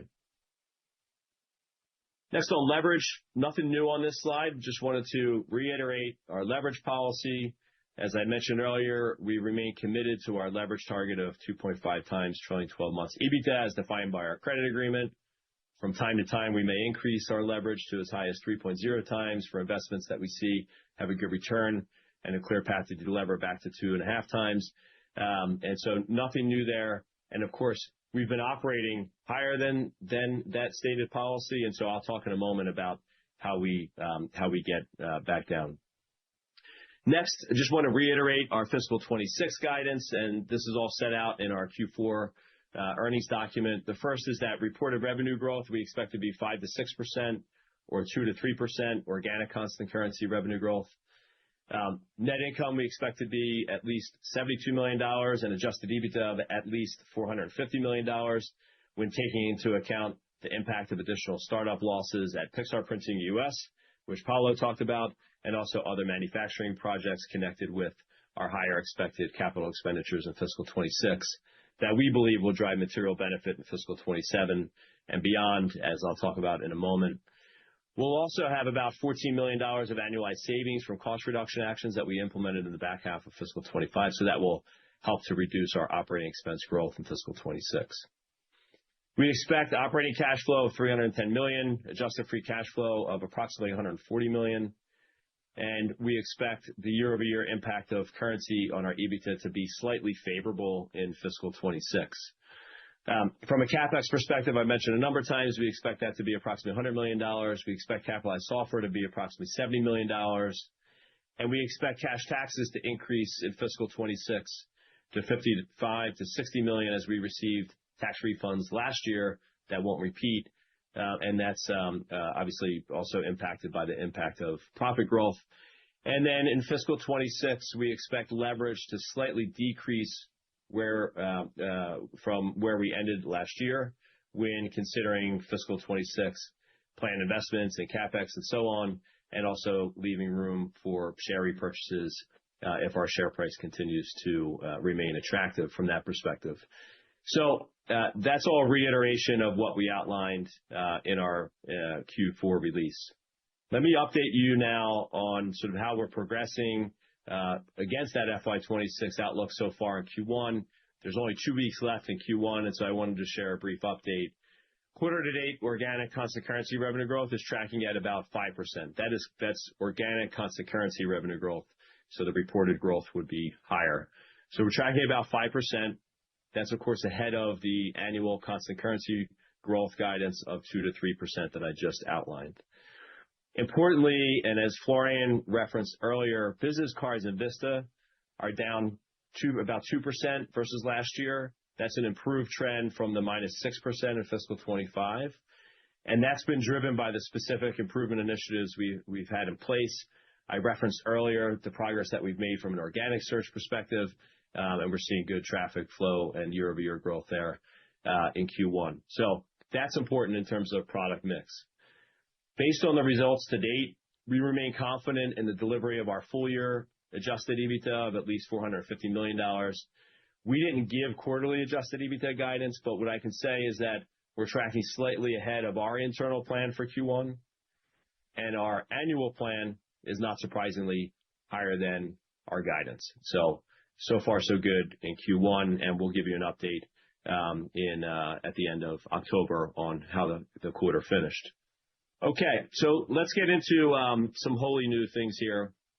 And as we look beyond fiscal 26, we're planning for significant adjusted EBITDA and cash flow expansion, and that's supported by our recent organic investments, including the significant CapEx investments that I talked about earlier. I think it's really important for shareholders to understand how this all comes together over the next 3 years. And so we're providing a framework today for how we will achieve at least $600 million of adjusted EBITDA, $270 million of free cash flow, and achieve a significant decrease to our net leverage. So let me walk through this, and then I'm going to go through a more specific bridge of adjusted EBITDA on the next slide. So in FY28, we expect constant currency revenue growth to be 4 to 6% as we continue to drive growth in new and elevated products, as we capitalize on our investments in the Upload and Print US expansion and other planned CapEx projects like the ones I mentioned earlier. All of this while assuming continued declines in business cards. So 4 to 6% constant currency revenue growth. We expect adjusted EBITDA will be at least $600 million as we grow gross profit dollars, as we gain advertising leverage, as the startup cost for new plants that are burdening fiscal 26 rolls off, and we see some benefit of tuck-in M&A along with some other drivers I'll go through in a moment in the bridge. As we disclosed in Robert's annual letter to investors, and he referred to this earlier, one of the important drivers of this is our expectation of achieving $70 to $80 million of annual run rate improvement by the end of fiscal 2027 through cost savings. Now, on this range, we believe that we've provided sufficient margin of safety relative to our own plans, and we'll give updates along the way so you can track our progress, which we expect will start to have a more material impact in fiscal 27 along the way to the full run rate as we exit fiscal 27. When we've had similar cost improvement plans in the past, I would note that we have delivered on that commitment or more, and so I expect the same here. And again, we'll update along the way as we make that progress. And finally, we expect adjusted free cash flow conversion will be roughly 45% from adjusted EBITDA expansion, moderated levels of CapEx and cap software, and also structural working capital inflows, and that'll be partially offset by higher cash taxes. There, of course, can be some variability in cash flow timing, but we think that's a good expectation. So with at least $600 million, that would mean at least approximately $200 million of free cash flow. So just to recap what's on this slide, that would mean constant currency organic revenue growth improved to 4 to 6%.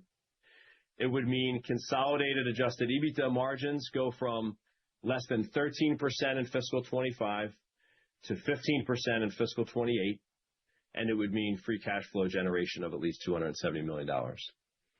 So let's now go through a bridge of this framework for the adjusted EBITDA component of this, at least $600 million. And I need to emphasize here that this is a framework for achieving a minimum of $600 million. So I want to demonstrate why we believe that that's a high probability commitment. And if we just walk this from the left to the right, if we start with our fiscal 25 reported results, and then we start to bridge to the fiscal 26 guidance of at least $450 million, that's all information that's already been provided. So from there, the first bar is the midpoint of the $70 to $80 million of cost savings that I spoke about on the prior slide, and we'll see the first full year benefit of that in fiscal 28. So to reiterate, we believe we've included sufficient margin of safety in that estimate. We'll update you on our progress. That's the midpoint of that range. Next, we have $15 million of plant startup costs that are burdening our fiscal 26 outlook. Those will roll off as operations ramp, and so that will be a benefit to adjusted EBITDA. We have benefits from tuck-in M&A, and we feel confident there based on the current pipeline. So we wanted to represent that. And then we expect $10 million of favorable currency impact. We wouldn't normally include this, but we're already partially hedged for our fiscal 28 exposures for the euro and the pound because for those two, we average in over a 2-year period. And so we have good visibility to that. That leaves us confident to include that there. Contracted rates in that period are quite a bit higher. Mathematically, we then need to deliver at least $40 million of net contribution from organic growth beyond these other items. That is not our target. It's what is mathematically required to get to at least $600 million. We expect our incremental margins to be higher than what would be implied by the $40 million. So needless to say, we have goals and aspirations to walk an even better path over this time period, and we will be working tirelessly to do so. Finally, the adjusted EBITDA expansion through fiscal 28 that I just went through and the resultant cash flow will provide for significant delevering. We expect to be meaningfully below 2.0 times net leverage ending this 3-year period, subject to capital allocation choices such as share repurchases. And that math is quite straightforward based on the numbers that I just outlined. Along that path, because we're not really talking too much about fiscal 27, so I just wanted to say along this path, we expect to end fiscal 27 at approximately the 2.5 times net leverage expressed in our policy, which still allows for ample room for share repurchases. Again, that math is quite straightforward, and other capital allocation if we wanted to pursue it. But included in that math of delevering, even including for fiscal 27, is an expectation of meaningful adjusted EBITDA expansion in FY27 as well, along the way to at least $600 million in fiscal 28. So with that, thank you very much for your time. And Meredith, I'll turn it back to you. Great. Thank you, Sean. So we are going to be taking a 10-minute break before we come back for our panel discussions and Q&A session. So there's going to be a handy timer on the screen of the webcast. We will see you at 9:57.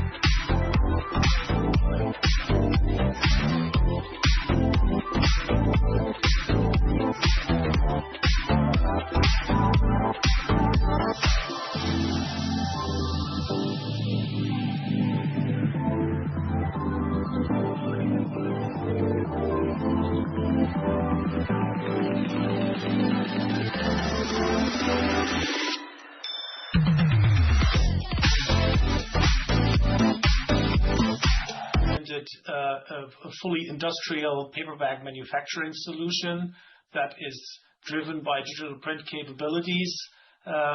We have multiple bag sizes. We are able to fully print and fully individualize different kinds of paper bags. Very fast delivery, between 3 to 5 days delivery. We can offer 25 as a starting quantity, and we intend to go even lower on that. And since we've introduced that, we've tripled the volume within the current year that we're selling to our customers. And what is even more interesting, seeing that from a Vistaprint lens, roughly half of the volume that we produce in the Vistaprint side is actually coming from other Cimpress business units across Europe. So we are really creating a focused production hub for that product and leverage the volume, the market access that all the other Cimpress business units have.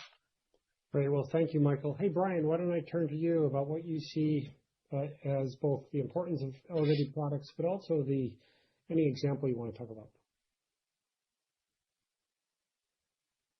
Yeah, sure.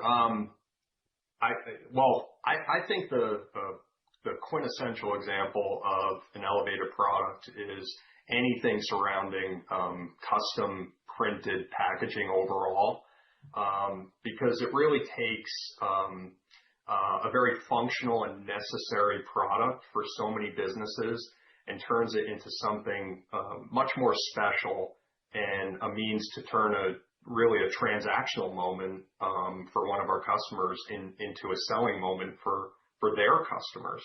Robert, you touched on paper cups. I think earlier, I think that's a great example. I'll touch on corrugated boxes.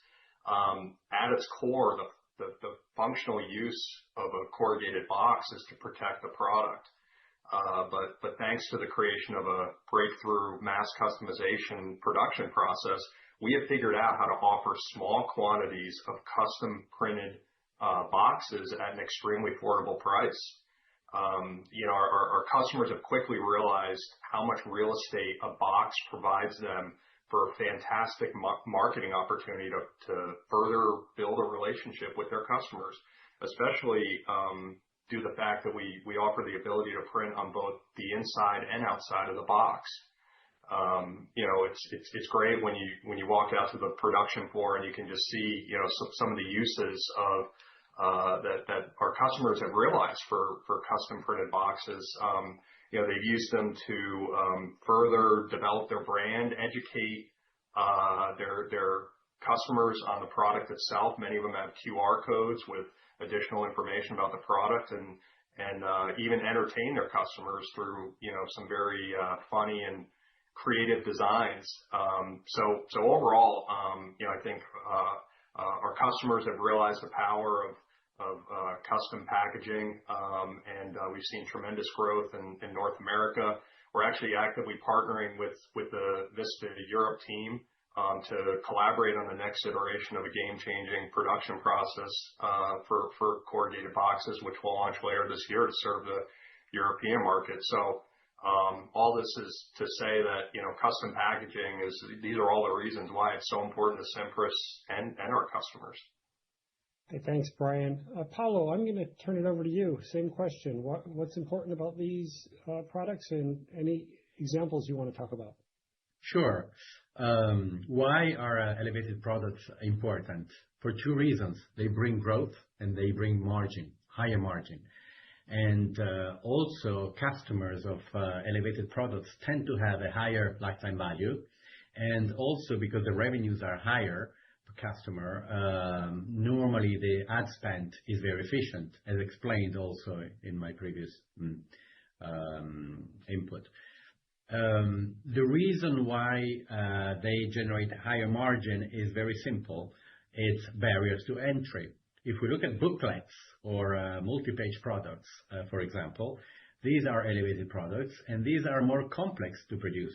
There's a wide variety of finishing, different type of binding. The cover can be hard cover, can be soft cover. All this multitude of features require not only production capabilities, but also investment, and this is a barrier to entry. And also the fact that we have the size that allows us to invest and to grow the volumes gives us economies of scale. And also our relationship with the technology vendors that we call partners allow us to get technology that is stretched to the level that allows us to bring value to the customers. Thanks, Paulo. Hey, let me switch gears a little bit. It's related. Cimpress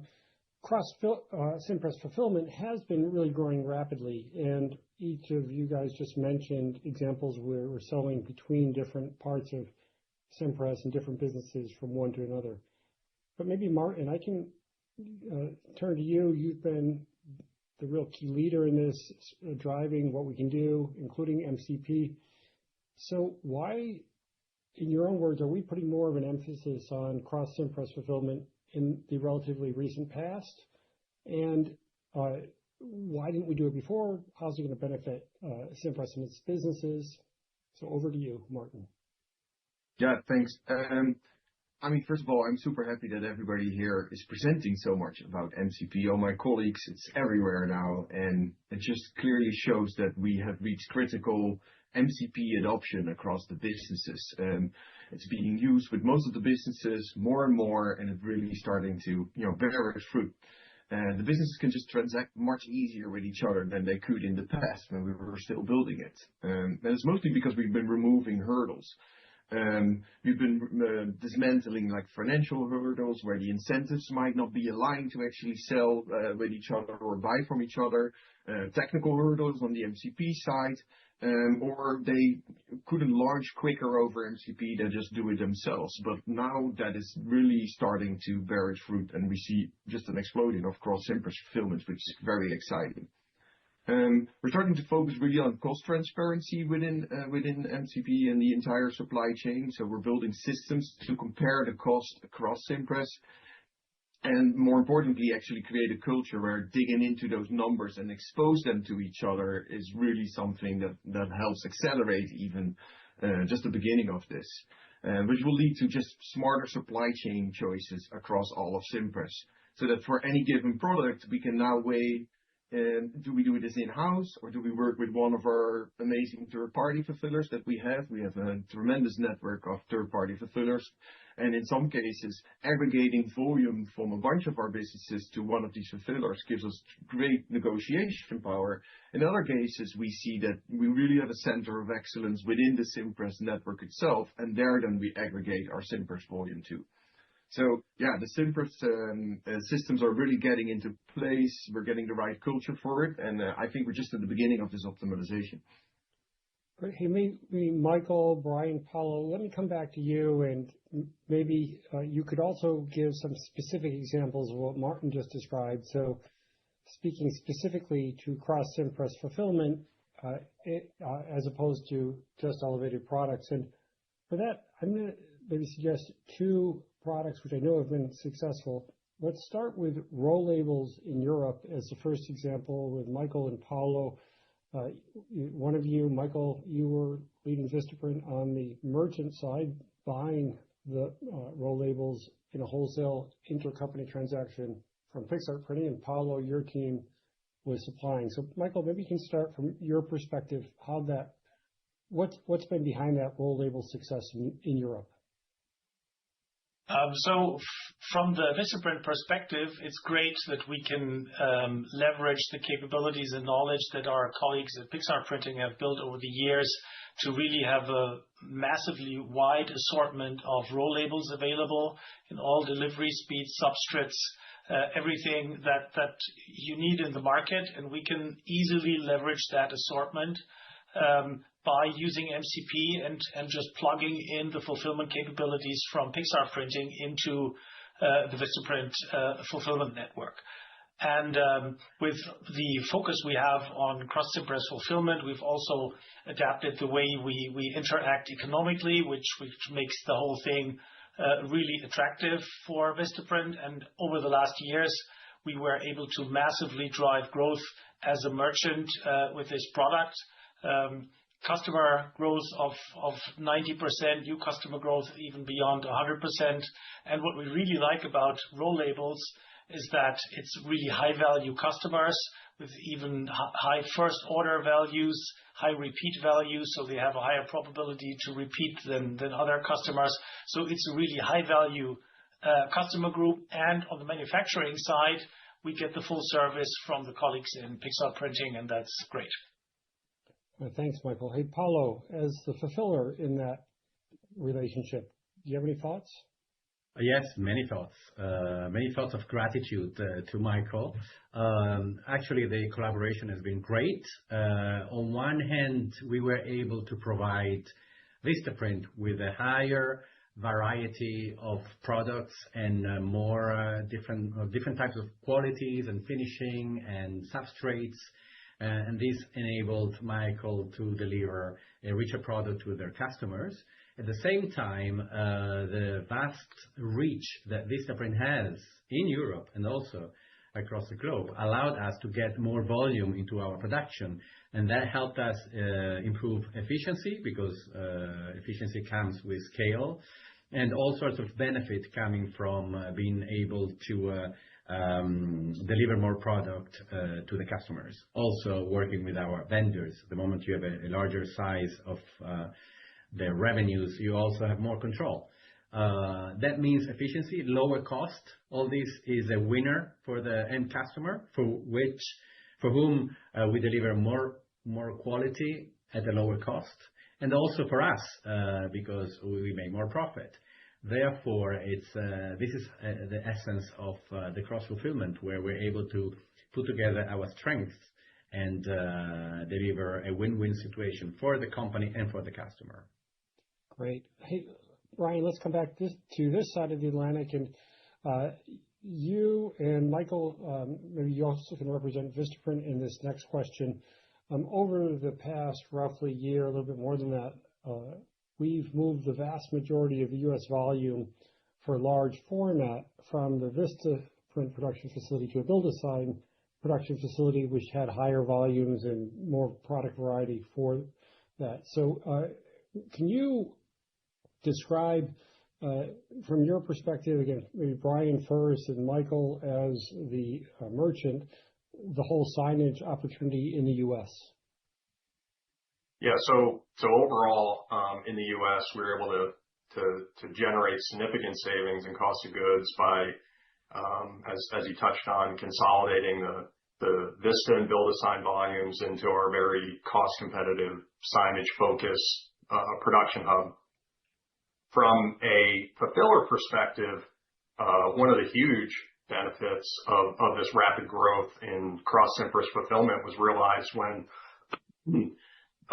the same product was going to be produced by two different businesses, whether it be a short period of time or even longer period of time. We realized that it was prudent to align our product specifications and production processes across those two businesses. And this happened to varying degrees depending on the product, but I think two great examples were for feather flags and standing banners. Two products that BuildASign began to fulfill for Vista over the past year. These are two products that have been produced by both businesses for over 10 years, each generating tens of millions of dollars in revenue, but just had slightly different product specifications and therefore utilize slightly different raw materials. I'd also add that these are products that tend to be a little more relatively expensive from a raw materials perspective, due to the feather flag stand and the cartridge required for the standing banner. But we knew as a team to truly unlock the total potential for production efficiencies and cost savings, we should standardize on one product design across the businesses. So we collectively reviewed our cost data and customer feedback from both businesses and collaborated on actually a brand new product design that combined the best attributes of the BuildASign product and the Vistaprint product. With each business moving to the same raw materials, we were able to drive lower costs from our suppliers due to the increased buying power and overall purchase of higher volumes. And in the process, we also leverage the feedback and reviews from our collective customers to design an even better and higher quality product. So overall, Cimpress and our customers benefited from cross-Cimpress fulfillment. Hey, Michael, we're getting a little short on time, but from your perspective, from the Vista side, what were the advantages of that particular U.S. large format cross-Cimpress fulfillment project? So as Brian already explained, certainly that gave us the opportunity to get to better margins because we put volumes together in one place and we're able to optimize the overall setup. The second axis was being able to add new products to our North American offering.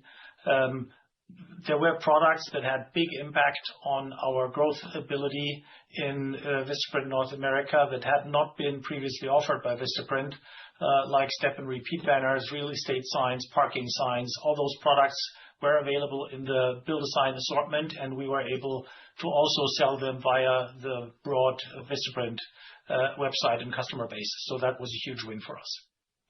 Well, thank you. Hey, we're down to our last 4 or 5 minutes on my clock. So I'm going to just throw one more question.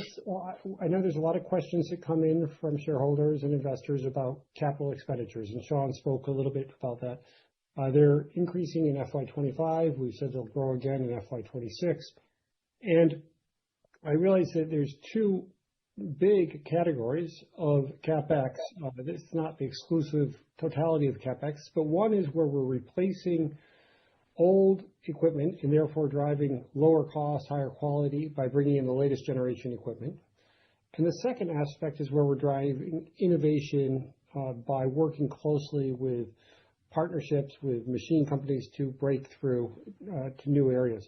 Let's take those one at a time and start with the first category of just driving lower costs by bringing in latest generation equipment. And Paula and Michael, could you just speak about some of the economics and the efficiencies that you've seen? Maybe let's use examples of the 4 CEOs from the various print equipment companies who provided videos today. So Paula, maybe we can start with you for your thoughts. Sure. As Peter Wolf said in the video that was shown, we started our collaboration in 2018, so that is over 7 years ago. And we brought together the inkjet, web-fed, high-speed inkjet on the market of commercial printing that was not used before. So this was opening the market for them, for this kind of technology, for our kind of products.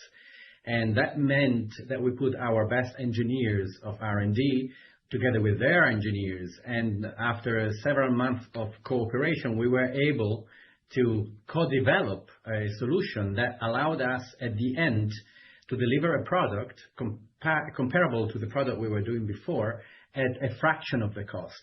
The actual cost reduction, thanks to the new technology, faster speed, the inline integration that we did with the finishing, allowed us to reach up to 40% lower printing costs. And that means, of course, higher margins for us. So that is value for the shareholders. And also quicker delivery of the product, because from the moment the file would hit the internet site and through automatic processes go to our printers, in a matter of minutes, less than 10 minutes, the finished product was ready. And that means quicker delivery to the customers. That means also value for them. That's an example from Canon. David Schmedding from Heidelberg also talked about the work we did together in some of our plants within the print group. And I'm thinking of the Exaprint plant in Montpellier, France, where the work we did together, again, our engineers and their engineers, allowed us to achieve the highest overall efficiency for the equipment, the OEE, the efficiency of production, the highest in the market. And when you're efficient, it means your cost goes down. And again, that is a benefit for our margins. Thanks. And just for this year, I know we are, for both those Canon and Heidelberg equipment, we are deploying those in other parts of the print group and/or Cimpress. Hey, Michael, maybe your thoughts on HP and Ricoh, again, using that as an illustration of some of our CapEx to reduce costs or in existing areas? The story is very similar to what Paolo just explained. We have a very close relationship with HP and Ricoh. We share engineering insights. We share our pain points. We jointly work on solutions. We are always testing the newest equipment, our test sites for the newest equipment. And the overall engineering focus that we have in our print manufacturing and the engineering knowledge we have in the way we run our plants is outstanding in the industry. And that's, I think, very helpful for our suppliers to really have the right thought partners in developing best-in-class equipment. And we, as first users, are then able to profit from the newest equipment with higher throughput, better efficiency of shop floor use, and so on. Great. Well, in closing, let's briefly touch on another very important area for CapEx, which, and also for our engineering resources, is the innovation in new product categories. And you've touched on a few of them, but Michael, maybe go to you. How do you think about the innovation aspect of CapEx? We have already spoken about elevated products, and elevated products basically means we open our mass customization world and enable new product groups.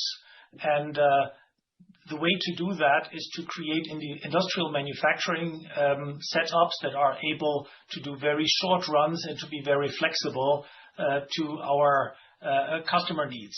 If you want to do that right, you need a substantial initial investment that shows up as CapEx in the beginning, but then provides you with very short throughput times, with very low variable cost, and a good versatility of the setup, so that then you can really provide for a game-changing setup that we can sell to our customers.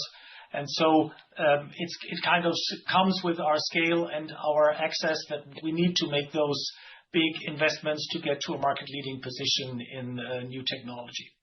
Well, thanks. And I do see Vista specifically doing exactly what you just said, Michael, in terms of paper bags, corrugated boxes, next generation for that, as well as a lot of the sortation equipment. Hey, Paolo, let's close with your thoughts on what you've been doing to break through in different areas. Maybe you can speak about whatever subject you want as an example of what we've done in the past or present.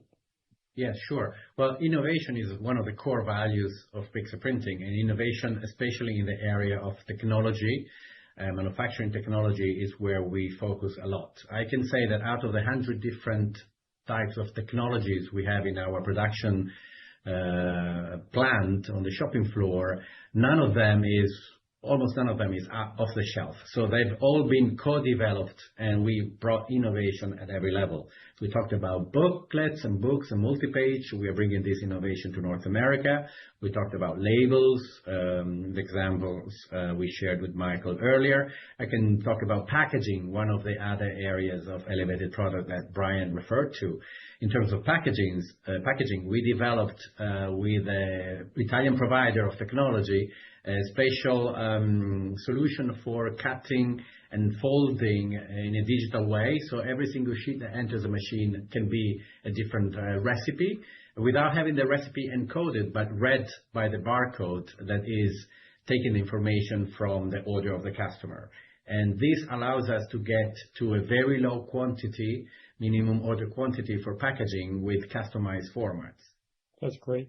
Well, thank you. We are short on time, so I'm going to pass the microphone back to you, Meredith, as we go to the next panel discussion. Excellent. Thank you, Robert. Thank you, everyone, for that great panel. We're going to move on to our next one, which is going to be on design enablement, and we'll introduce it with a video.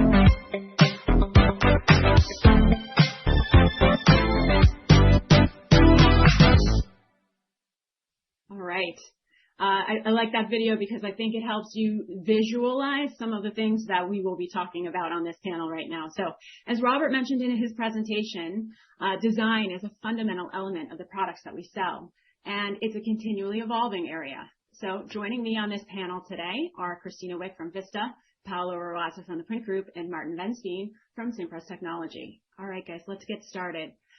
So first question, why is it that design enablement is so critical to our customer experience? And what are you doing in your part of Cimpress to ensure we get this right? Let's start with Christina in Vista, please. Thanks, Meredith. I mean, design is at the heart of every product that we sell. And for many of our customers, it's the hardest part. Like most small businesses, they don't have design and print expertise. And even when they come to us with like their full upload, to go upload and print, a third of those files, are like truly print ready and, do some adjustments around the tweaking of the size or rotation. But more than half of them, they still do more to that design, such as add text or shapes or objects or QR codes. And that gap creates frustration, between the design expertise, and because it really holds customers back from realizing their ideas.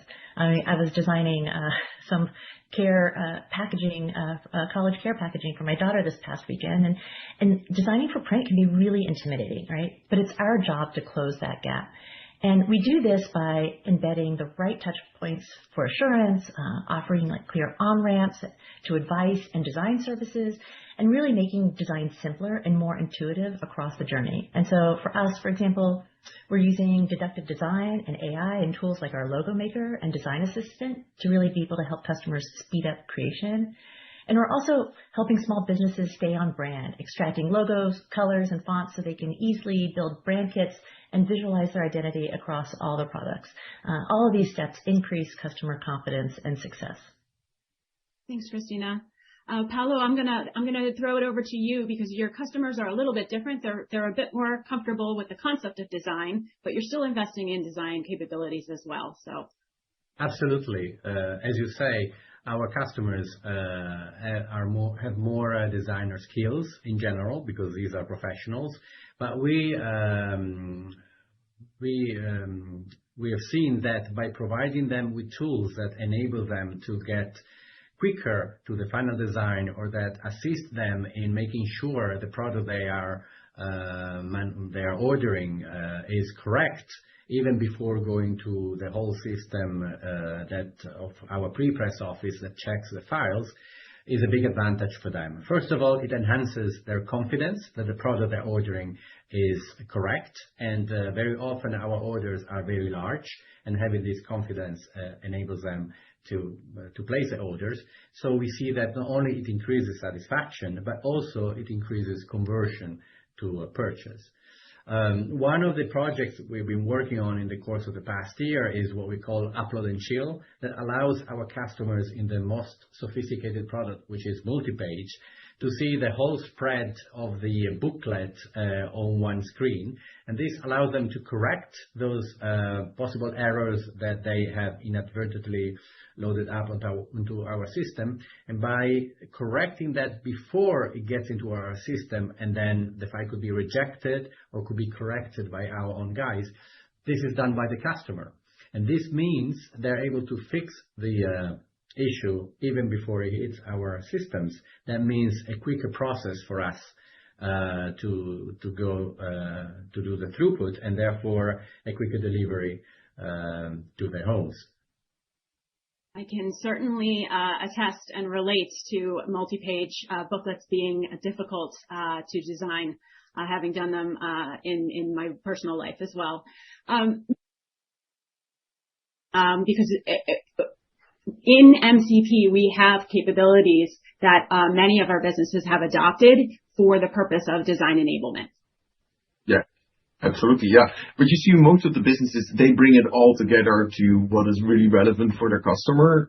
But what we in MCP have been investing, and I spoke about it in previous investor days, but even go forward, there's continuous components that we're making that just make it easier for customers to design something.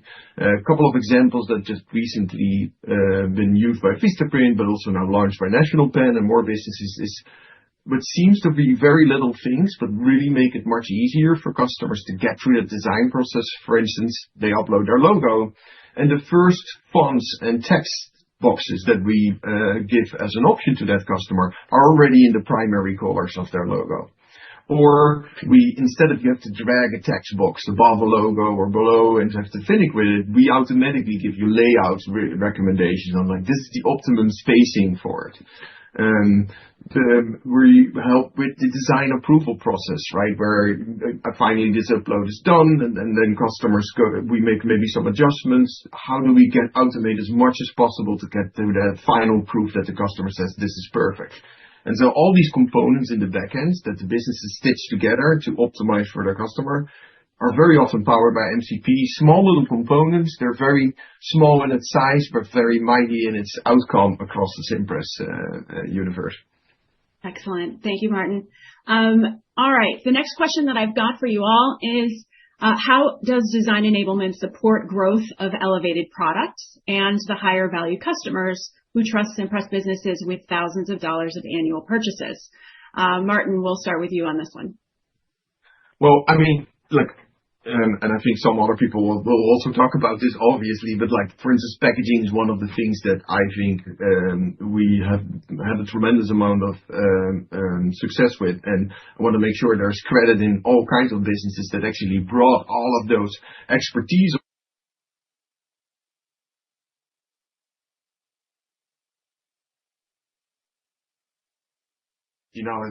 Flexible package sizing and all kinds of other methodologies just deployed way quicker across the network.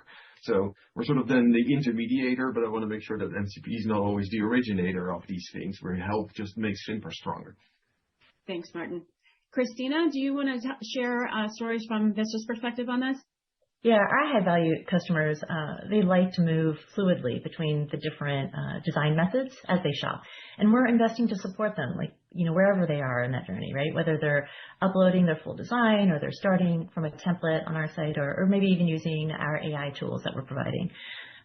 So I think I mentioned Design Assistant before. We've expanded that to over 750 products. And we see that, 40% of customers that are using it are high-value customers. That's double the rate of the average customer. And then packaging, like we're leveraging a lot of those capabilities that Martin was talking about. Like we've enabled pattern generation from uploaded logos and images. And now with generative AI on Vista, customers can instantly create custom patterns for their packaging lines. And finally, we offer professional design services, especially in categories where customers are more likely to seek expert designers. And so this balance of intuitive tools and the professional support really gives our high-value customers confidence to adopt elevated products. It deepens their relationship with us, and they really entrust us with more of their spend. Thanks, Christina. And Paolo? Same as Christina just said. The products that are the elevated products are more complex and therefore require more expertise and more support from our people. So also in the area of design, we do use the tools that Martin and the team has developed in MCP that allow us for the most complex products to provide a better service to our customers in terms of visualizing the final product on the screen. And typically, this is in the case of packaging, where a 3D product on a screen is difficult to understand unless you're able to provide a 3D view of all the angles. And as Christina just mentioned, we also use human design services, as we call them, to allow our customers to get into those products that are most difficult. All of this, we've seen, increases the satisfaction of our customers and the purchase of our products, and normally the average order value of our revenues. Thanks, Paolo. All right, one more question on this panel before we move on to the technology and AI panel. This question is a good segue because we can't talk about design without talking about AI. So design is rapidly changing, and it's a big part of our offering. It is a fundamental part of what the value is that we provide to our customers. So how are we embracing and preparing for this rapidly changing future? I'll go with Martin first. No. Well, I mean, especially with AI, again, if you've been following the previous investor days, I've been talking about that till nauseam. But I think there's a special new kid on the block, obviously, with LLMs being all over, and they are tremendously powerful. It's awesome. It's an exciting time. And so we're starting to implement that everywhere. Before I go there, we've always been using multiple types of AIs to, enhance our images, to correct images that go into line and just make it easier for customers, and also really control the cost on reprints and what we do on the other side, and how much time we spend on design, right? Finding that right mix. And so we've been using that, but with all of the new generative AI, there's really interesting things that's starting to happen, like what we see with Vista logo makers, or the generative patterns for packaging that Florian was showing, and it's all happening with Adam and Christina and their team. Is like very, very exciting times in it. So we're embracing it just in full and implementing it wherever it immediately makes sense. Thanks, Martin. So let's talk about where it immediately makes sense within Vista. Well, I was just going to say, we've talked about a lot of these things, and, AI is transforming design, right? And we do see it as a huge enabler, both for our customers, but also for our teams, right? And so heard me talk about places Martin just mentioned, like Logo Maker 2 and the generative AI features that we have in packaging. But at the same time, we're putting it into the hands of our own designers and our support agents as well. And, this allows them to serve customers faster at lower costs, and with even higher quality products. And we're using it also to enhance our design engine that not only powers our design experience on the website, but it's also leveraged by our template designers. So they can use AI to expand and enrich our content library, giving customers, that really fresh inspiration across our assortment more efficiently. The space will keep evolving quickly, and, we're building the capabilities, we need to stay ahead, supporting customers however they want to design, while making our own teams more efficient, productive, and powerful as well. Fantastic. Thank you so much to Martin and Christina and Paulo. I am going to play a video next, and we're going to go into the third panel discussion, which Sean will be moderating.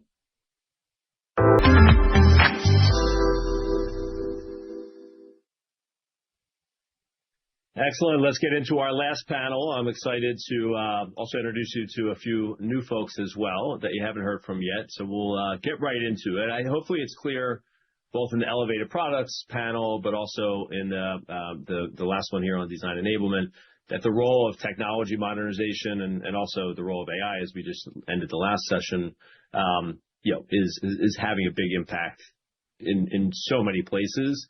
But here in this panel, I really want to focus it on technology and really specifically AI and the progress that we're making. There's a lot to cover here. So why don't we jump right in and we'll start with an area which I think, as I talk to people and you just even hear in sort of the news stream, I think customer care is one of the most prevalent areas for early adoption that we hear about in terms of Gen AI capabilities, whether that be chatbots or other ways to facilitate interactions. We're making a lot of progress there. And so let's start with that. And Adam, could I kick it over to you? And let's just start on the business side. Just give an overview of where we're making progress and also how we're seeing that impact customers and also our results. Yeah, absolutely. Thanks, Sean. Hey, everyone. So I thought I'd hit on a few key areas from some early investments on the care side, just to show some of the progress we've made. First is we're doing something called case summarization. So imagine taking a transcript from a call, automatically summarizing that transcript, putting that back into the CRM automatically, creating lots of efficiencies in our care team. Reply recommendations is another capability that we've launched. So imagine the ability to automatically understand context, reply to customers more effectively, just make that whole interaction much more effective for customers. We're doing a lot around real-time language translation. So imagine as a care agent being able to support any customer in any language in real time. That gives us a ton of scale, a ton of efficiency in the process. And right now, overall, what we're seeing is about 19-ish% reduction of cost per chat contact in care through all these Gen AI capabilities. So really just the tip of the iceberg. It's one of the earlier areas where we've made a lot of innovation and certainly a lot more to come in this space for us. Great. Exciting stuff, Adam. Thank you. And Paolo, maybe let's step outside of the Vista example and I'll kick it over to you for your businesses. Can you just do the same and touch on kind of where you've made progress and what impact you're seeing? Absolutely. We've been using AI in many areas in the company. In the area of customer care, we use it to assist our agents so that they are supported and they can respond faster and more consistently. We use it for the language translation, so automatic translations across all of European many languages are done through AI. We use generative AI to respond to customers with a chatbot, and this allows us to have a 24/7 coverage that we were not able to offer before that. And also, it allows our in-person agents to be dedicated to higher value tasks. As a result of all these introductions, we have today 40% of the chat sessions are fully managed by AI, and we have now 82% lower cost when a call is managed by AI versus a person. The rate of missed chats is dropped by over 80%. Our first contact resolution has more than doubled, and we have positive feedback from our customers. So not only we're able to achieve a good cost efficiency result by using AI, but also we are faster, more customer-centric. Agents can focus more on design help, cross-sell, and business growth. This delivers more margin at the end of the story. And so AI enables us to drive higher sales and deeper customer relationship. Great. Thanks, Paolo. I mean, it's a great area to start because it's so tangible what we're doing there. So thank you both. Now, let's move now to personalization of the customer experience. I personally believe that this is a huge opportunity. We're only just scratching the surface of making the experience easier and for all of our customers. So Christina, maybe again, I'll start with you on the Vista side, and maybe you just talk about kind of where we've had some recent examples of progress. Obviously, this is a big area of investment for us, but specifically as it relates to personalization, including personalization that's enabled by AI. So I'll kick it to you. Yeah, look, I mean, personalization is not optional. Customers today expect it. And when we get it right, it pays off. So on Vista, for example, customers who engage with personalized or model-driven features, like our site recommendations, they shop 10% more frequently and buy 40% more subcategories than the average customer. And, in the past year, we've done things like improved our logged-in visitor rate by 13% year over year, which means we can really better understand our customers and tailor their experiences. And we've launched more personalized product recommendations, that are driving meaningful revenue. And then we've introduced features that let customers see their own logos and company name across like our templates. And now we rank those templates based on how each customer interacts with the designs of the templates in our gallery and the features that we have in gallery. Thanks. Important stuff. And I think one of the things that, sometimes in conversations with shareholders, I try and get across is that like what we can see internally is that I think the pace of our progress there in terms of customer impact is really starting to pick up. And we had a number of years in our recent history here where I would say we were more focused on foundational things which weren't necessarily having customer impact. So can you just talk a little bit about that? Given you're overseeing a big part of this team, just like where we're able to start moving faster on this journey here in terms of customer impact, and maybe just a few things in terms of what's on the near-term roadmap from that standpoint.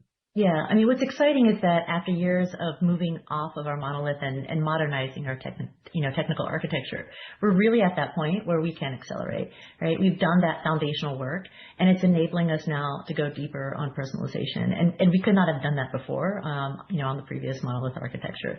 So looking ahead, we'll expand trait-based recommendations.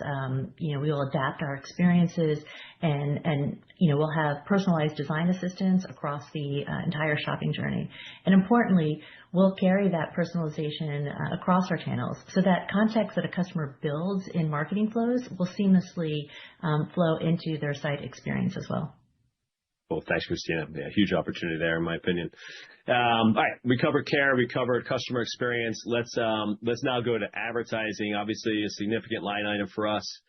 To put it in perspective, we spent nearly $450 million across the Cimpress Group last year in advertising. Most of that's in Vista, and so why don't we drop into Vista, and let me turn it to you, Florian. And let's just start with maybe you could give a sense of, from an AI perspective, what AI capabilities we're using in advertising today. And then also a common question we get is, how do we see this evolving as we utilize AI and LLMs to drive traffic to our websites, but also to make sure we're winning traffic in AI-based search? Yeah, sure. So first of all, of course, we are using AI to automate parts of our paid search and social media advertising. And in the future, this is a place where we will personalize product placement and offers using our own data, but also using data from third-party providers. As to, I think, the second part of your question, I mean, that's, of course, the multi-billion-dollar question out there. So let me just say that, of course, in terms of how advertising will evolve, I think it's absolutely imperative that we ensure Gen AI-enabled chatbots and browsers and whatever else there might be in the future will prioritize Vistaprint in their responses. And that means we have to do great at the inputs that their underlying LLMs will use for learning, will use for accessing information on the internet, etc. And personally, I'm a very strong believer that what it comes down to is delivering an amazing customer experience, because that will then be reflected in reviews and comments, or even just sentiment on certain platforms that these LLMs and chatbots will use as inputs. So, we'll stay focused on the customer experience. I think that's going to be a major input to the recipe that we'll be using. Yeah, agreed.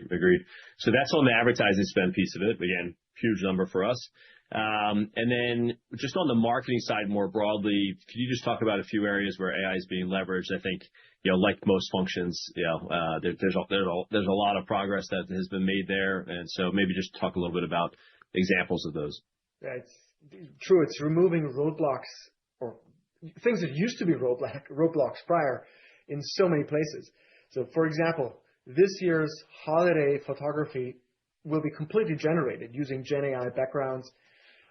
We're also using AI-powered machine translation in our new product introductions to reach all markets much more quickly. It's helping our next best action models. It's helping from a CRM perspective to drive personalization and relevance, leveraging customer data and traits that are indicative of high-value customers. And, all of that, really have to say, we're really just getting started with, as Christina was describing, now that we're past sort of the foundational developments in our underlying tech stack. Excellent. Another exciting area. Thank you, Florian. So let's move to manufacturing now. And Martin and your team, one of the largest areas of your team is built around manufacturing information systems, obviously a critical part of our competitive advantage. Can you speak to just the capabilities that we're adding there, or that we're changing, augmenting in manufacturing software, especially as it relates to AI? Yeah, good point. We're actually modernizing a bunch of that. We're modernizing our software, sort of modernizing our MES, manufacturing execution system, with the latest capabilities, especially around like end-to-end simulation. That is like what you need before you get into the full-blown AI capabilities, which include forecasting demands, modeling labor and machine and work cell configurations, and then providing visibility into the current, recent, and the projected performance. And that basically gives us a little bit of what is now called like a digital twin, right? A virtual version of a manufacturing place where you can simulate all kinds of things and really apply things that, one or a group of humans can't come to that conclusion except when you apply these kind of techniques. Great. Yeah, those simulation capabilities would be huge. And then kind of adjacent to manufacturing, obviously, should we spend a lot of money on shipping, outbound shipping? And it's also an area that's highly data intensive. So can you just, again, give a flavor of kind of what we're doing to leverage AI in that domain? Yeah, I think especially on the shipping side, we already have pretty modern technology for that. But I would say it was a little bit isolated away from the MIS systems. And so we're making sure that these live much closer together in terms of their data structures. And then, like I mentioned before, we're going to have much better bird's eye view of an entire manufacturing plant and do all of these simulations. And by more businesses using it, it actually starts applying on the whole supply chain of Cimpress at large, which is just very exciting how close we are to that reality. But it required all those layers to come together, which we are, right now getting at the early stars of that fund, which is exciting. Lots of work in the past where we're now finally starting to bear the fruits from. Yeah, precisely. Yeah. Okay. Thanks a lot, Martin. And I'm trying to sort of give everyone in the audience a flavor of how these impact throughout the P&L. And so let's turn to OpEx now. And yeah, I think there's a significant opportunity for efficiency there, but also greater productivity. And we've provided guidance, of course, that incorporates some of those efficiencies over the next few years. So let's do just a little bit of a rapid fire around the horn here. And I'm going to ask maybe Florian to start with you. If you can just highlight some of the efficiencies that you're seeing from an OpEx perspective and just where we're focused there right now in Vista. Right. So let me just, first of all, in fact, say that, or repeat myself, as part of our FY26 objectives at Vista, we've launched a company-wide program to drive simplification and automation using GenAI, which touches all areas of the company. From pricing to creative, to merchandising, to advertising, to customer care, etc. And importantly, this isn't just about OpEx reductions, but also about improving the customer experience and upskilling our workforce. Yeah, I think that's a critical piece. Obviously, that's where a lot of the value will come, improving the customer experience and getting more from what we already have as an installed base. Adam, from an engineering perspective, obviously a hot topic. As it relates to AI capabilities and improving productivity. Can you just touch on what we're doing in terms of engineering productivity? Yeah, absolutely. Software engineering is obviously changing at a very, very rapid pace. So we have a few initiatives and also just a little bit of, I guess, forward-looking thought. Obviously, right now, our focus is on tool enablement. So we've launched, obviously, a bunch of AI augmented code tooling tools for all the engineers across the organization. We're also building infrastructure internally that allows more democratization of model access. So innovation is happening at very different speeds for Anthropic versus OpenAI. We want to make sure engineers can use the right model for the right job. So we actually have a lot of tooling that we've built to allow us to use the right technology for the purpose that they're trying to solve.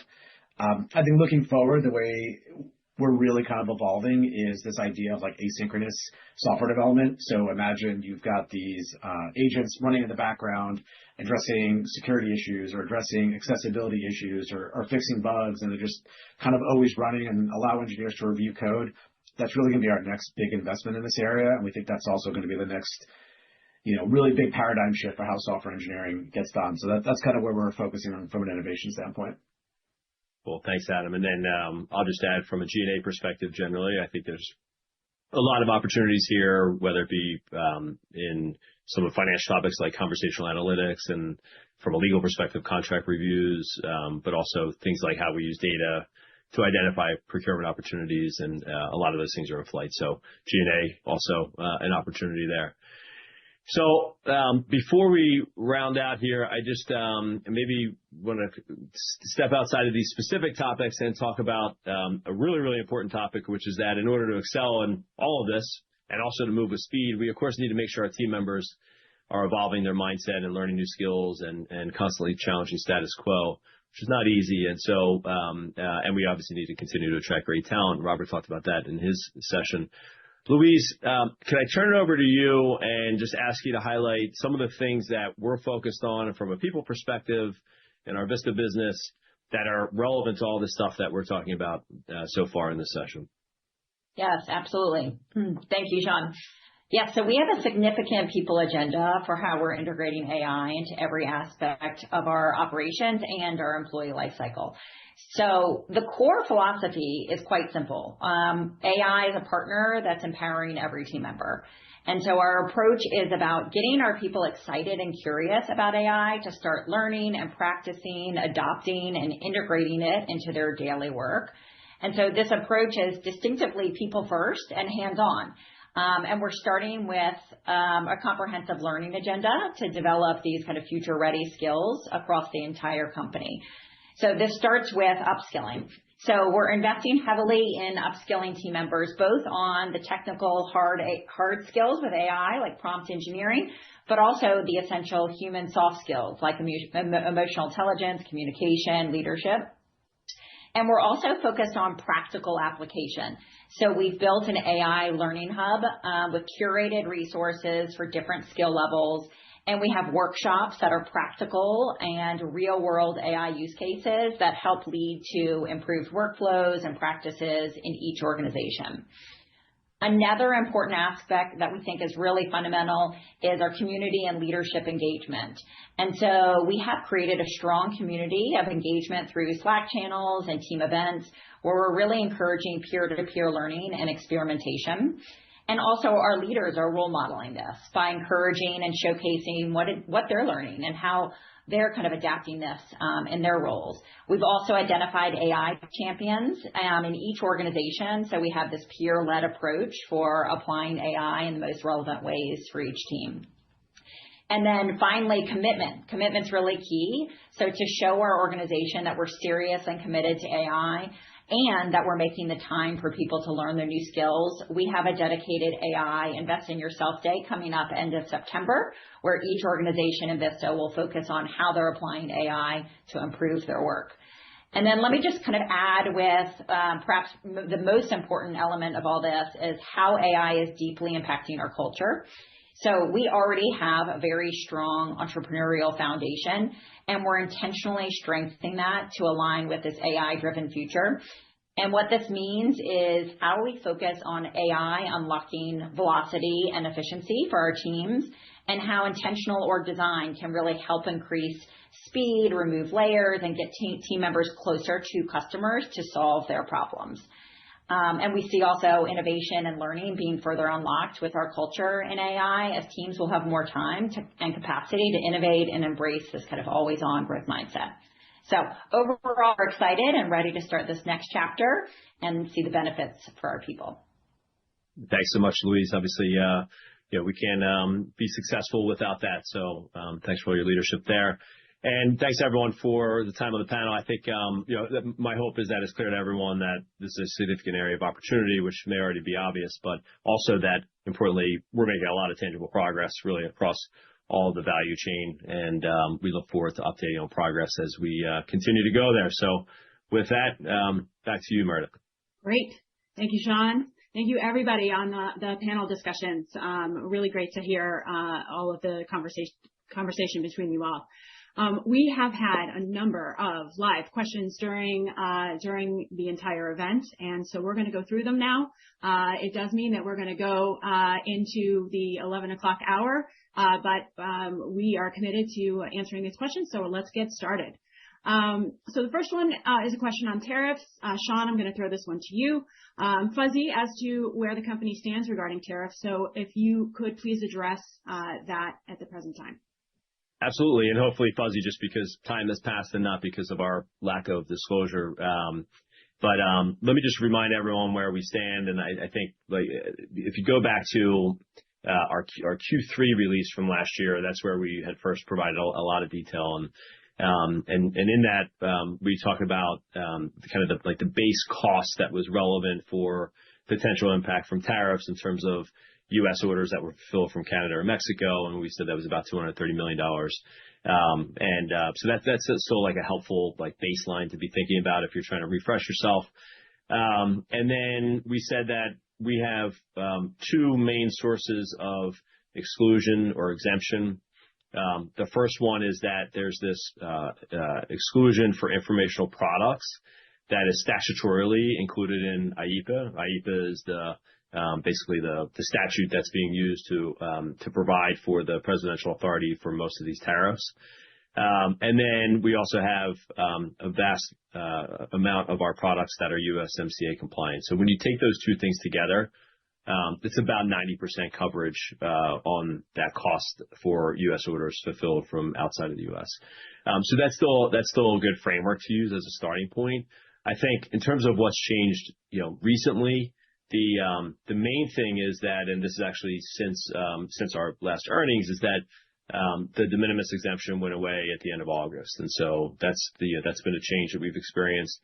We haven't had any operational issues, I'm happy to report, as a result of that, just in terms of on-time delivery to customers. And just from there's all sorts of compliance stuff there. We feel comfortable that we've been able to pivot there. The team's done a great job. Financially, we haven't seen any notable impact from the de minimis going away. So that's maybe the most important kind of update. Overall, we're on track to continue with our mitigation plans. There's still some work being done in terms of evolving sourcing and where we do experience cost increases, we will seek to address that through pricing where applicable.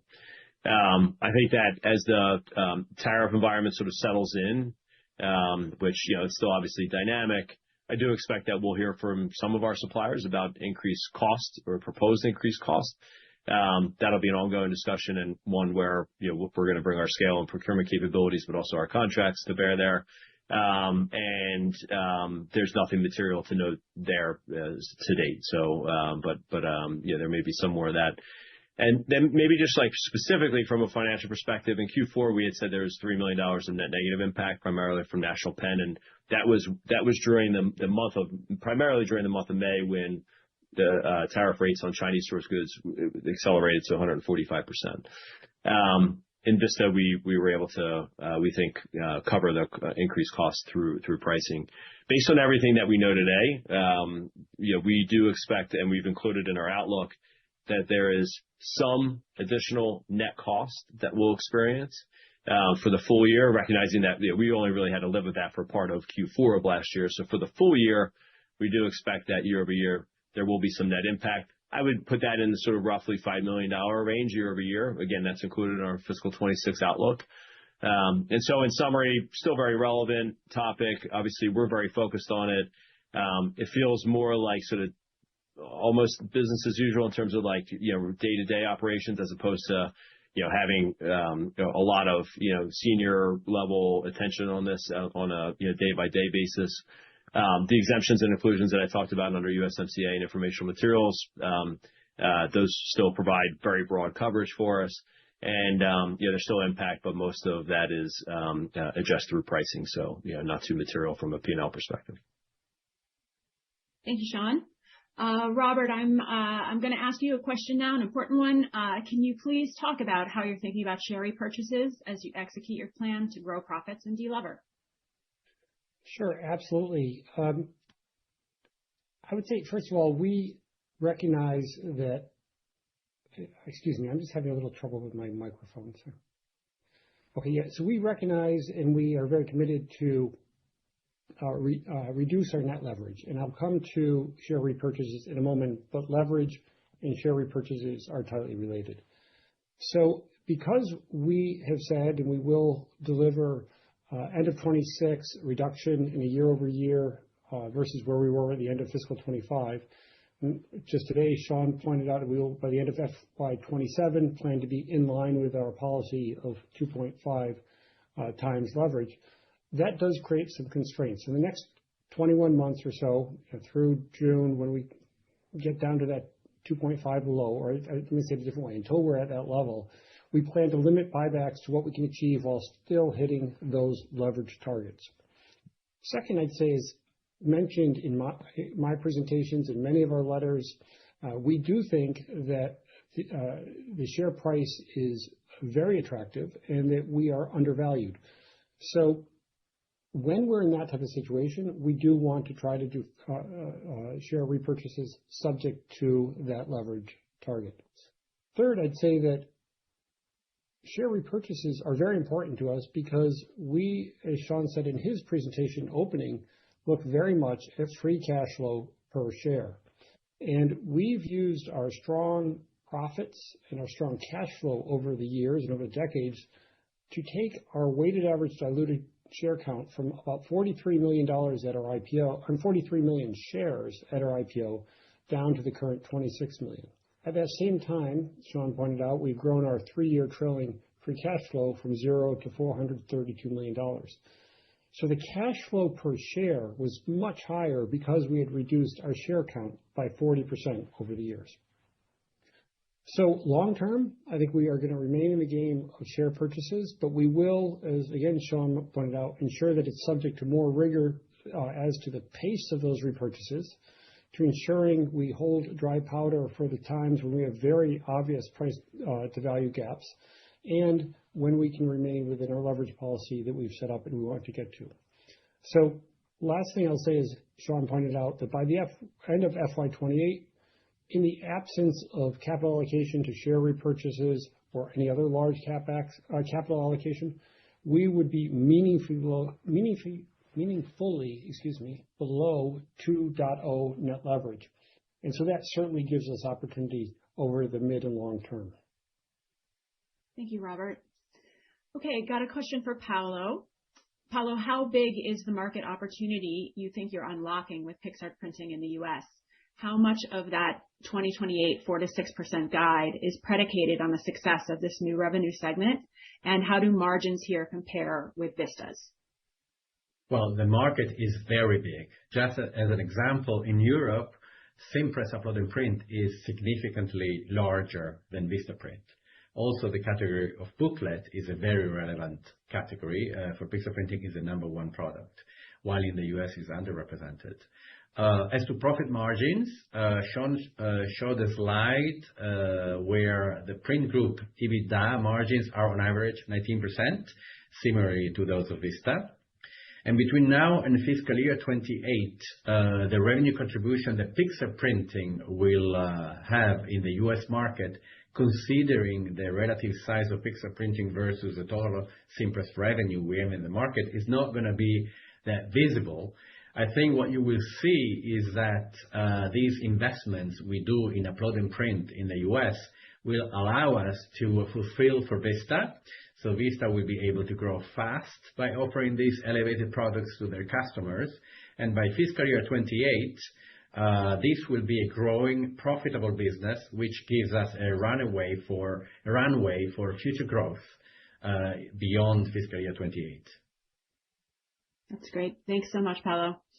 All right, Sean, what are the key components of the 70 to 80 million in annual cost savings baked into the FY28 guide? Yeah, I expected this one. When you say you're not going to provide the components or the breakdown, then the first question is, what's the breakdown?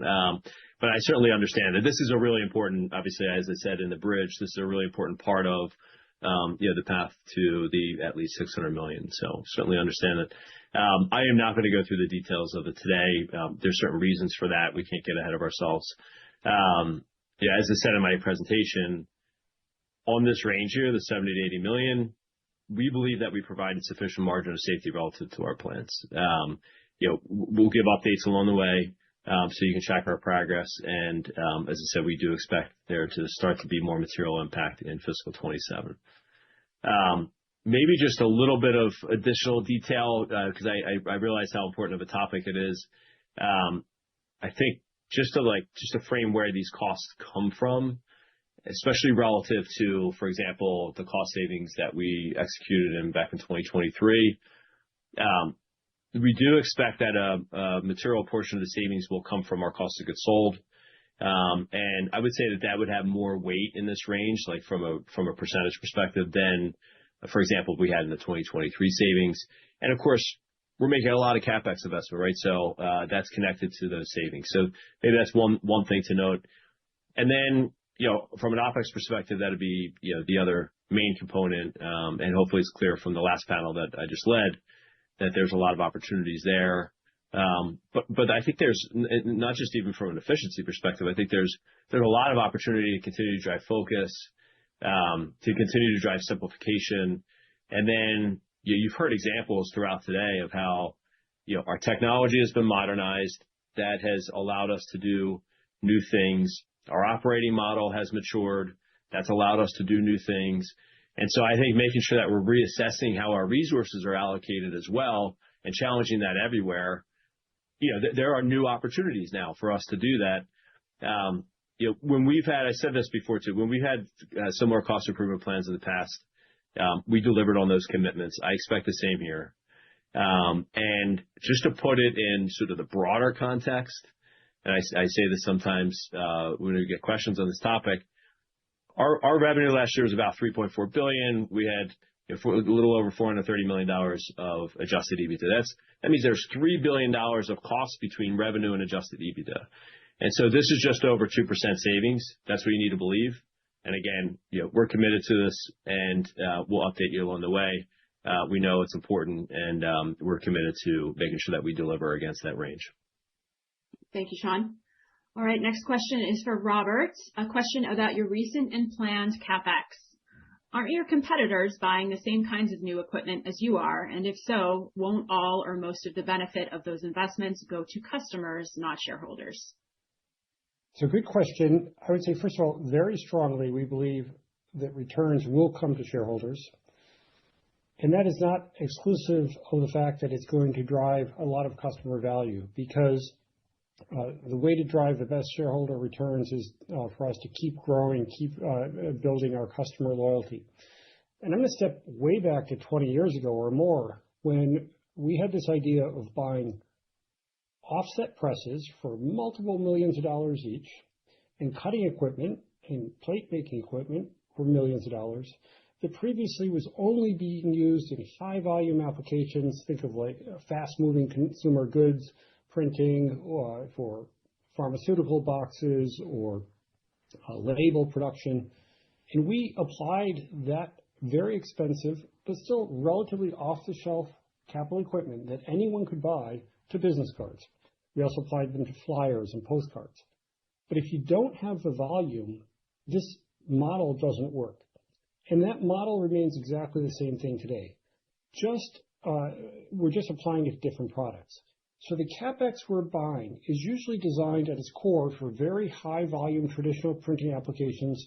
Again, still today, think of long runs of labels, of packaging, of catalogs. In the large format space, think of huge volumes of point of purchase displays. They're used by the biggest retailers in the world, or the biggest fast moving consumer goods companies in the world. And you may have noticed that most of the suppliers today mentioned the unprecedented Cimpress scale compared to our competitors. And this scale is, first of all, big even compared to traditional long run printers. But at Cimpress, its scale, it's composed of millions of customers per quarter, whereas traditional long run competitors sell to dozens or maybe 100 customers per quarter. So Cimpress's concentration of this massive volume of small orders into focused production hubs is even increasing further that scale. And we're doing it on a product line by product line basis. So that scale, besides having the equipment and the production operations, requires total automation of every step of the value chain, from design uploads or design creation through to shipping and delivery. It also requires a mastery of web to print online experience, of e-commerce direct marketing, of branding. It has to have fully automated workflows that go not only into the printing operations, but to the graphic service teams we have in places like India and Tunisia. It requires follow the sun 24/7 customer service operations, which we have in low-cost countries around the world. And finally, because we are almost always either the top one or two customers or potential customers of our print equipment partners, as well as the most cutting-edge customer who works with their engineers to drive their capabilities forward, we're almost always able to negotiate best in market favorable pricing for the equipment. So yes, anyone can buy these machines, probably at a higher price, without the deep engineer to engineering co-development that we do. But a machine alone is only one of the many parts of the Cimpress value chain, and that was true when we first started using $4 million production lines to make business cards. It's true today. Thanks, Robert. Great answer. I'll stick with you, Robert, for the next question. Can you give an example of using a third-party fulfiller to provide a product to your customers instead of using Cimpress to fulfill? Absolutely. One that comes to mind is the area of promotional products and apparel. Customers love these products because you put your logo on it. It really helps you brand your business. You stand out, you grow. It's a core part of our value chain and our value proposition. From a business model perspective, it's a tough business because inventory takes a lot of capital. There can be obsolescence of inventory. There can be mismatches of inventory versus demand. And if you think about this, every single product has many SKUs. So take the example of a wind jacket or a rain jacket. It comes in 5 sizes and 6 colors, men's and women's. And so 5 times 6 times 2, that's 60 stock keeping units for one rain jacket product. So we partner with third-party fulfillers for this, and there's some really excellent apparel and promotional product suppliers who hold that inventory, who will do the decoration in many cases, especially for higher volume orders. And then I mentioned in my presentation that we've engineered a massive expansion of apparel products through an inventory-light, just-in-time management supply chain model for apparel. That is a perfect example of that. Sometimes we'll pull it in real time. We'll be digitally connected to the inventory systems of our suppliers, and we may just pull it in and decorate it ourselves. Many times we'll have them decorate it, but that's a perfect example. Though, even though someone like National Pen is very good in high volume orders of a limited set of those promotional products, we find our third-party fulfiller partners to be a critical part of our value chain. Thank you, Robert. Informative. All right. Next up is a question for Florian. So Florian, there's a Vista slide from our presentation today on brand awareness that referenced 5 competitors. Who are the competitors? Yeah, I'm afraid I'll have to disappoint you there, Meredith, and whoever asked the question. I'm not going to disclose the names of those 5 competitors, but let me add some background on the survey, and hopefully that also helps. Just put what I said. Make sure you have the context there. So we are obviously not running these surveys ourselves. We have a market research company, in this case Kantar, who twice a year run a big branding study for us in various markets, among them the markets that I've shown to you. And of course, the competitive set that we use there is much larger than just 5 companies. It's actually more than 10 that we use in every geography and that we carefully select, based on local market conditions. And as I said earlier, this competitive set doesn't just include online print providers. It does include, where they exist.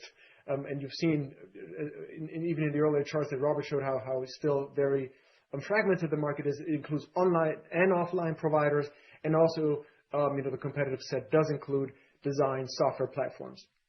And let me maybe add a little bit here, because maybe that's also where the question is coming from. Speaking of these design software platforms, I will be very explicit. We're getting a lot of orders from customers who use one or sometimes even more of these design software platforms.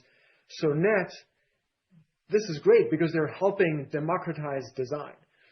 And as I explained earlier, our commitment to customers is we want to make it very, very easy for them to port their designs to us and bring those designs to life through custom printed products. That's really our commitment. And so, we really want to make that as easy as we can. So coming back to the brand differentiation part, for printing specifically, we remain comfortably ahead. Of course, we do see some competitors, including these design platforms, growing in awareness. And so that means we have to continue to invest behind our print-specific capabilities, our print-specific brand attributes, and ensure that we stay differentiated and ensure that our customers can create, fantastic custom print products through our website, have a great print experience, and create an emotional connection with our brand. Excellent. Thank you, Florian. All right, next question is for Paolo. Similar question, asking for clarification on something in a presentation. Paolo, who is Pixart Printing's North American partner that they're fulfilling for? Yes, we are under non-disclosure agreement, so I won't be able to say the name, but I can say a few things. It is one of the biggest players in the market, in the US market, for multi-page products. Having said that, it is much smaller than the production of multi-page products for the upload and print in Cimpress in Europe. But this is a real win-win partnership that is already delivering value to both companies, them and us. Thank you, Paolo. Okay, next question for Sean. Quick one. Why not disclose aggregated growth rates and gross profit, EBITDA or EBIT margins for your elevated products and legacy products? Yeah, it's a fair question, and I wish it was that easy, but maybe start with what we did disclose. So in the appendix to Robert's annual letter that was published at the end of July, if you look at, I think it's on page 20, there's a table that shows a breakdown that gets almost to what you're talking about, but not quite fully there. And the reason that we chose to disclose it in that way versus just elevated versus legacy is that while it would be easier if we could do that, the world is simply just not that binary. And most categories have examples of each. So we sort of talk about it in a way that might from the outside feel binary. It's either this or it's that, but these categories actually have examples of each. So, take your roll labels was used in the elevated products panel. Well, in the labels category, you have roll labels. You also have return address labels, which was one of the earliest legacy products. In signage, there's basic, rectangular vinyl banners, which are a legacy product. There's lawn signs, very simple products. Then there's also beautiful pop-up tents or step and repeat banners that are very much elevated products. On consumer, there's the basic invitations and announcements. Then there's drinkware and apparel for consumer applications. PPAG, there's basic white T-shirts, which are legacy products. And then there's all the other products more recently launched, and Robert talked a little bit about that. So that's why it's not so simple to say, here's legacy, here's elevated. It just is not that binary. So we'll try and pull that apart and make it clear for folks, but that's why. That's my perspective. I don't know if anyone else wants to jump in on this because it should be good. Sean, I'd love to jump in and I see the question asks about EBITDA and EBIT margin. I think that is particularly difficult because the way we make those closer to the bottom line numbers is to maximize the cash flow per customer through serving them with all these additional elevated products and better service. So the gross margins we can talk about, but when you get to what it does to EBITDA and EBIT, it really we amortize our software development and our advertising and marketing development across multiple products. So it's not increasing gross profit by X dollars doesn't translate directly down to EBIT. Often it's accretive, but it's not a simple process or even a feasible process to get to that profit level at the bottom line by category.